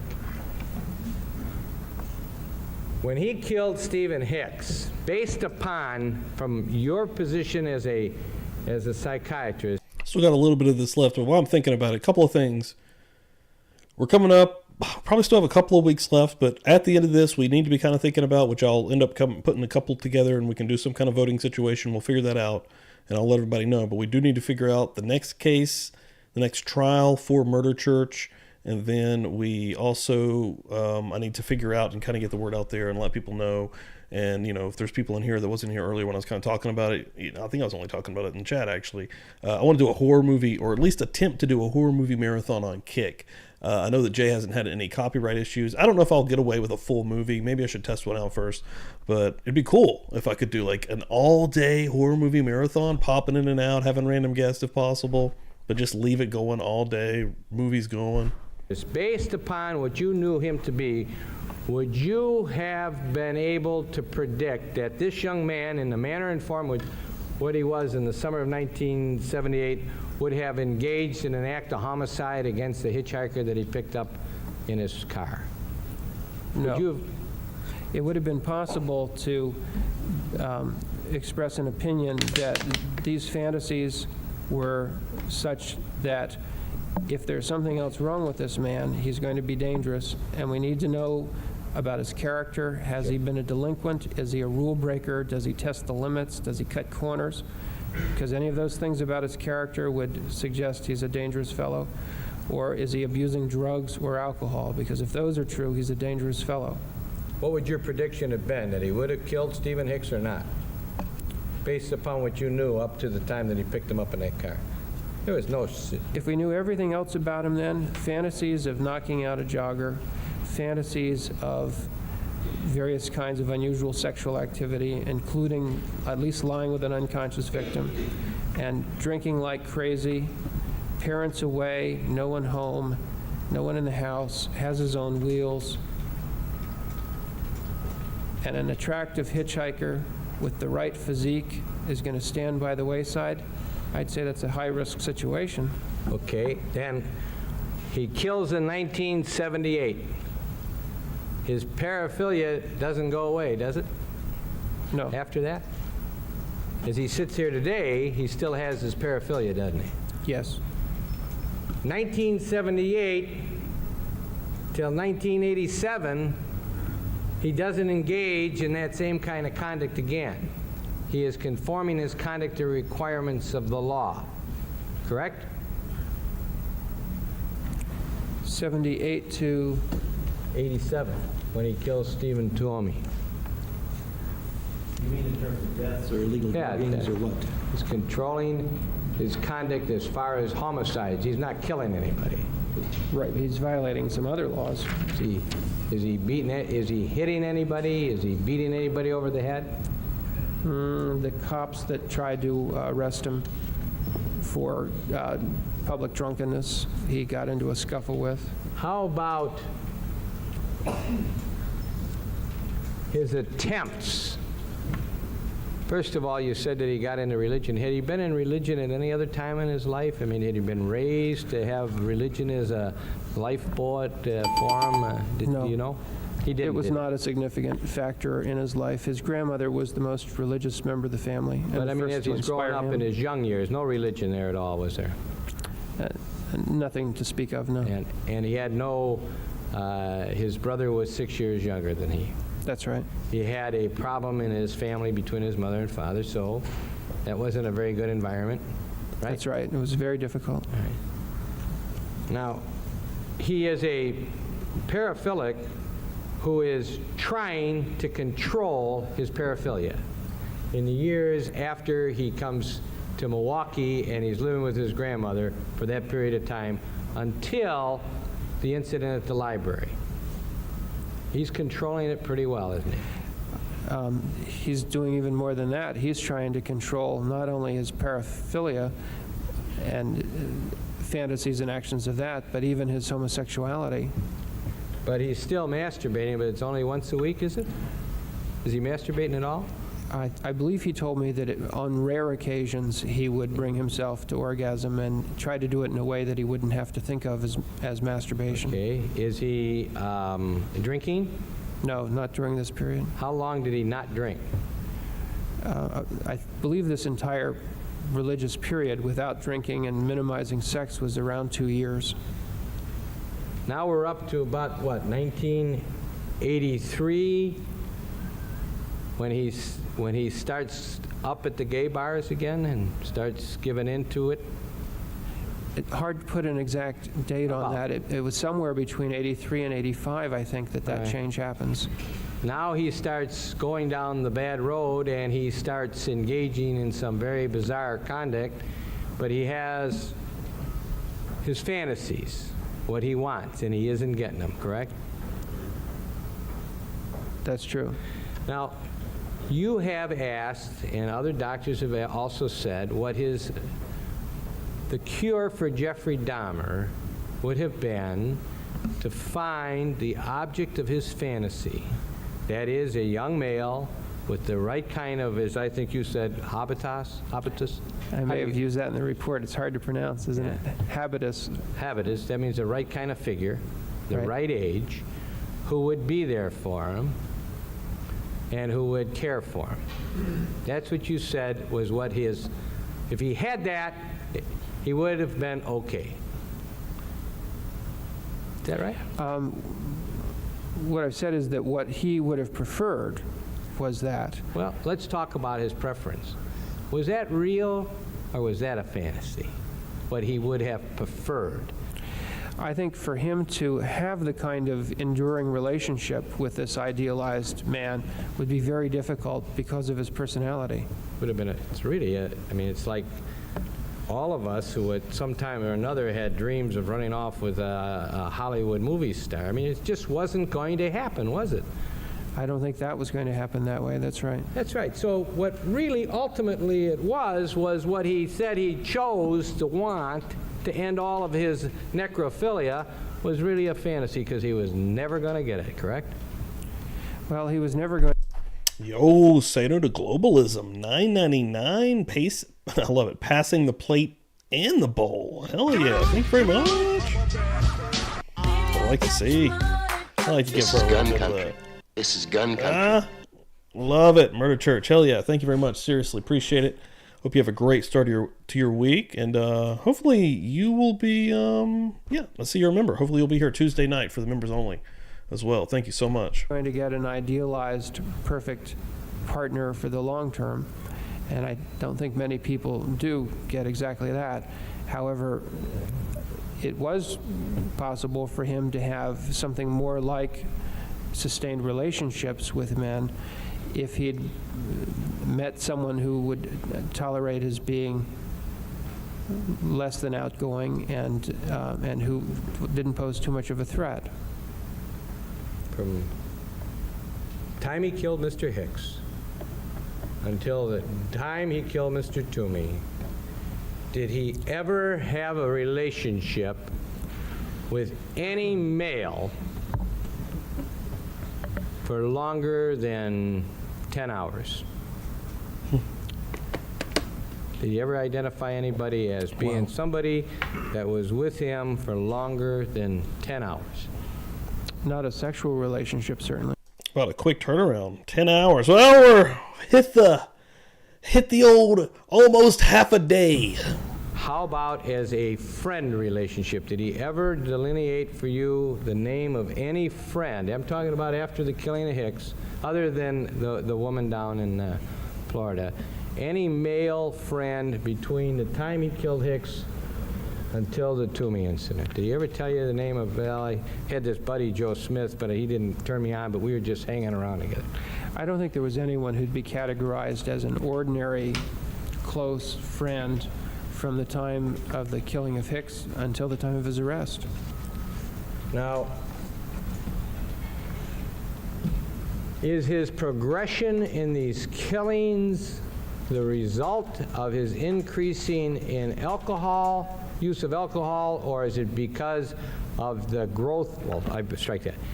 Do paraphilias grow? Do you know what I mean by that? I mean, if I have an urge to look at a girly magazine,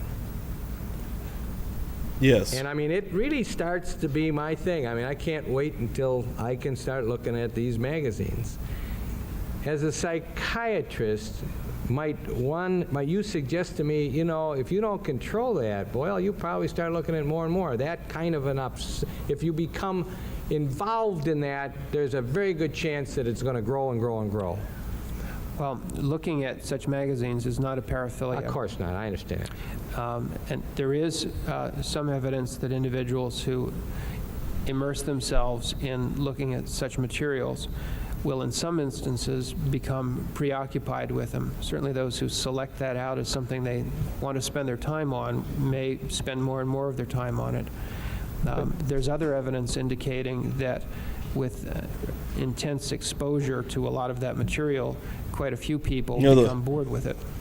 You know, Boyle saying that, the judge is back there just going, hey now, come on. And only if you increase the deviance of the imagery will it be of interest to them to look at more. Let's go into a paraphilia. Let's take a pedophile, because there's a lot more evidence that there's a lot of those around, men that are after younger boys. Judge is asleep. Safe to say Graham's asleep. that's kind of a growth problem as opposed to a periodic from time to time. I mean, it only happen once every 6 months or once a year, and that the person who's doing it once every 6 months, once a year, will probably never do it more often than that? Or are they in harm's way to be doing it? The more they do it, the more they're going to want it. You know what I'm saying? I don't think that that growth makes any sense of this as a concept. That the way one needs to understand it is that that desire to have sex with the child, in that example, is going to be a continuing desire unless some affirmative steps are taken to change that desire, and that in the absence of any steps, the desire will remain constant. The behavior may change if the individual commits an offense, finds it gratifying, gets away with it, they are now more likely to commit another offense. If they put themselves in a situation where it's easy to commit the offense, like working at a daycare center or working around young children or taking children out on trips, they are going to be more likely to commit an offense. But it's not because the paraphilia changed, it's because of their choices of putting themselves in the way of temptation and their recognition of what they can get away with, and sometimes the growth of rationalizations. And that's quite key in understanding why they may escalate the activity.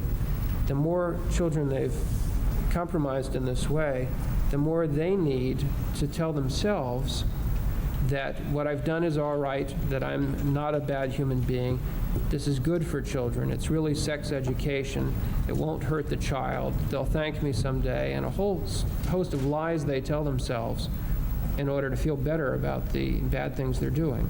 It's rationalization.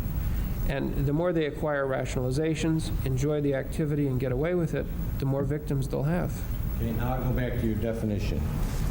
When I asked you that question before about what the definition of paraphilia is, it's a Call him on some shit.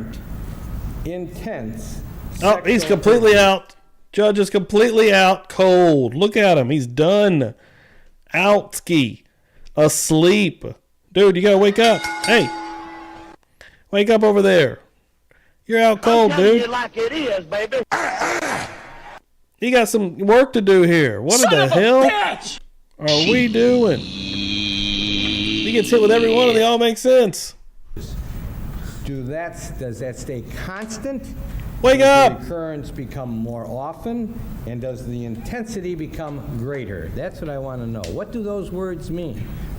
It would seem to me that recurrent, intense sexual urges can become more often and stronger, and that's what I want to know. Is Jeffrey Dahmer's paraphilic disorders, did they become more intense and more recurrent? Is that a fair question? It's a fair question, but it assumes something that I think is a misconception. The intensity of the sexual urges of a paraphile. Yeah, get the camera off is of the same as the Graham. intensity of normal Christ. sexual urges. The reason we require that someone have intense sexual urges to do these odd things before we give that label is that we don't want to give that label to someone who has a fleeting fantasy of rape or once thought it was exciting to see a rape scene in a movie. That's not a paraphilia to, on one occasion, find something like that arousing. It has to be as strong a desire to do that as a normal person has to have sex with another adult. That intense is what's required. And whether it changes over time is no different from normal sexual urges. Some people find their periods in their life when they want to have more sexual activity because of what's going on in their lives and because of the attractiveness of an available partner, how much time they have, how much sleep they're getting. There may be other times when they're less interested because they've got a lot Someone of say stress at sleep? work, or their partner for some reason is less available or intimate with them, or for a host of reasons, the frequency of sexual activity may change from time to time, and that's normal. That same set of changes can happen with someone who's a paraphile. The reason I'm asking you the question is what I've done with that board that I think is indisputed, what you did on your computer, you know every date of death. Yes. You know the life story of Jeffrey Dahmer. Now, I've made a little chart here, and I want to ask you a question. Why don't you look at the chart and tell me if I'm wrong in anything I have here. I've got on the left side the number of victims, and underneath the months from December all the way through 91. Okay? I've got the names of the victims, and I've got the month of their deaths. You follow me? Right. You see that? Now, I'll give you perhaps this to look at. I think maybe if I put this up by you, Doc, this is a smaller version of it. I have this question to ask. If I am accurate. Excuse me, is this the same as that? That's the same as that, except it's got some little other marks on it, the times that he was in the House of Correction, you see? Thanks. Okay. All right. I see, anyone looking at this would see that Hicks was in 78, and now we've got ourselves a 9-year period where nothing happens, and then we start seeing all of these crimes taking place up to Tracy Edwards. If this line is accurate, which I know it to be, what's happening to Jeffrey Dahmer when he starts going up this scale to the point where he gets up to Tracy Edwards, and it looks, in this short period of time, he's committing all these murders. 3 in July, 1 in June, 2 in May, 1 in April, 1 in February. What's happening to him in his paraphilia of this recurrent sexual urges that are intense? What's going on there? Is he just drinking more? Your Honor, may I step down and use the pointer? You need this? You want this? Thank you. Yes.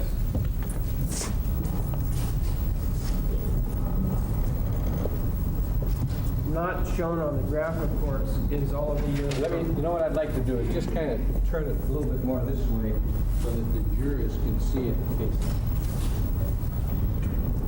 Because it'll be discussed further. Not shown on this graph is another period of time that, if it were graphed, would be somewhere over here where the number is 0, and from the time of his birth until we get up to here. There's this one homicide of Mr. Hicks in 1978 that occurs during the only period from over here in 1960 to here in 1978, when Mr. Dahmer has a house without anyone else living in it. The first occasion when his parents have left him alone in that home. And soon thereafter, he goes to college where he has roommates. And after college, he goes in the Army where he's got bunkmates and dormitories and has never had a place of his own. And when he leaves there, he has a brief stint back in Ohio and then he goes to Florida where he doesn't really have a fixed address and he spends some time sleeping on beaches. He's not got a place of his own. And then he goes and he lives with his grandmother, and at his grandmother's he doesn't really have a place of his own, and he starts taking men to hotels, and now we have a place of his own, a hotel room briefly, and the first of the homicides in Milwaukee. He's continuing to live at his grandmother's, and we have him beginning now at grandmother's house, where he's finally actually done a dismemberment, doing other crimes. But he gets in trouble and has to go in the House of Corrections, so there's a lull for a period of his rate of criminality. And now what happens is Jeffrey Dahmer gets apartments, and we have skyrocketing. That's what changed, his living circumstances. Okay, now, showing you the second part of this and just taking the Milwaukee situation and starting with Mr. Toomey and accepting the fact that we have an arrest an arrest in September of '88 for that SS situation. The killing of Mr. Sears in 389, the starting of his sentence in May of '89, his starting in the House of Correction in June of '89 through March of '90, it's pretty safe to say that Jeffrey Dahmer's ability to continue to perform his necrophilic murders in the way he has become accustomed to was impossible because he wasn't able to find the place to do it, correct? His opportunities became more limited for doing it as he wished. But even that fact in and of itself, if he did it in the parks, and after killing someone in the parks, was able to do all those things in different parks in Milwaukee, he performed exactly the same acts. I'm talking about the post-mortem acts. That would not change your opinion that at the time that he was doing it, he was under Wisconsin law suffering from a mental disease, without more, is paraphilia, suffering from a mental disease, the results of which caused him to lack substantial capacity to conform his conduct to requirements of law, would it, Doctor? You wouldn't change that opinion for one moment, would you? If the only thing that were different were where he, without witnesses, murdered his victims, it wouldn't change my diagnosis of what mental disorders he has. Let me take a break. I need a water. Okay, court's in recess. The judge is like, can we take a break? I need a water. All right. About to go into part 8 with Dietz, guys. Wow. Okay, yeah. Next week we are starting with Dietz with another hour 46. This dude is not over. Is it still going to be Boyle just hammering him here? Good Lord. Is that the last part? I believe so. Wow. And then we go into closing. Yeah. After that, we're right there at the end. Another hour 48 there.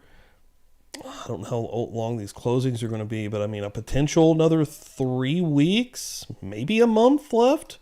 This is going to close out before the end of the year. So, Jennifer, welcome in here. As this closes out, we got to start thinking about a new trial that we're going to be focusing on. I mentioned the suitcase, not Sarah Bone. Hold on. Found it. I've got it up over here. New Jersey versus McGuire. It was a dismembered body found in multiple suitcases.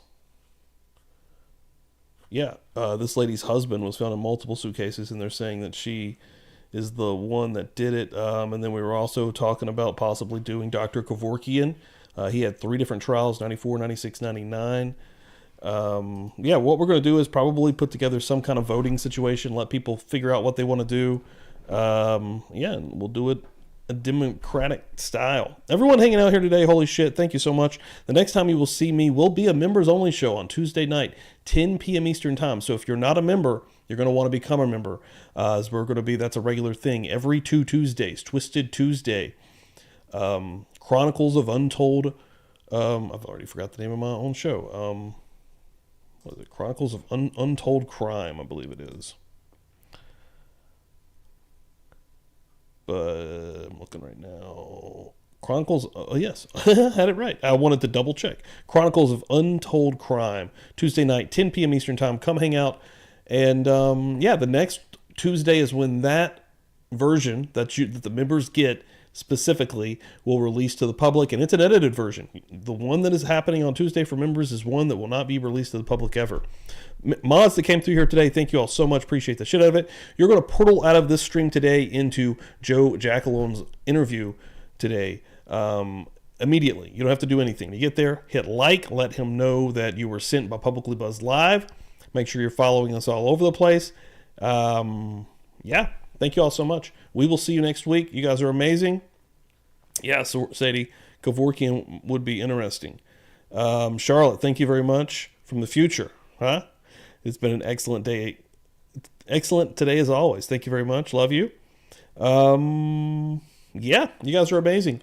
Hit this like as you head out the door. Again, once you get to Joe's, hit the like as well. If you're just hanging out and you haven't subbed up, what are you doing? Sub up, hit the 3 little dots, make sure all notifications are turned on, guys. You're going to want that for anything that I'm posting in the community, any videos that I'm posting. Actually, before you, Mandy, thank you very much also. Before you guys do head out and head over to Joe's, or, when you do get there, hit this link right here. This is a video that I dropped yesterday. This is just a clip from the Gacy stream from Thursday. If you haven't watched the first time we've ever talked about the creep, John Wayne Gacy, with Bob Mata and Chris Dewitt, who was hanging out here earlier as well, and my brother from Thursday, go check that stream out because it's fucking amazing. We get deep. Bob gets deep as hell. Also, if you are not listening to the Vince Diaries podcast, which is where he goes deep, you done fucked up. But please go check that out. The link that I just dropped there, that is an 11-minute clip that's called The Lie That Stopped Gacy. Okay? Check it out. I put a lot of work into that yesterday also. That's an edited clip with background music, some edited, it's like a little docu deal that I put together there. Please go show it some love, and I'd appreciate the hell out of it. Let people know what you're doing. You're hanging out here, baby. Jay. Bob. Allie. Defense Diaries. Dan. Publicly Buzzed. We're doing a damn thing. We're keeping it up. Thank you all so much. Love you all so much. I will see you probably Tuesday, like I said, but I'll be talking to you probably in a couple hours in Joe's stream. Later, guys. Have a good Sunday.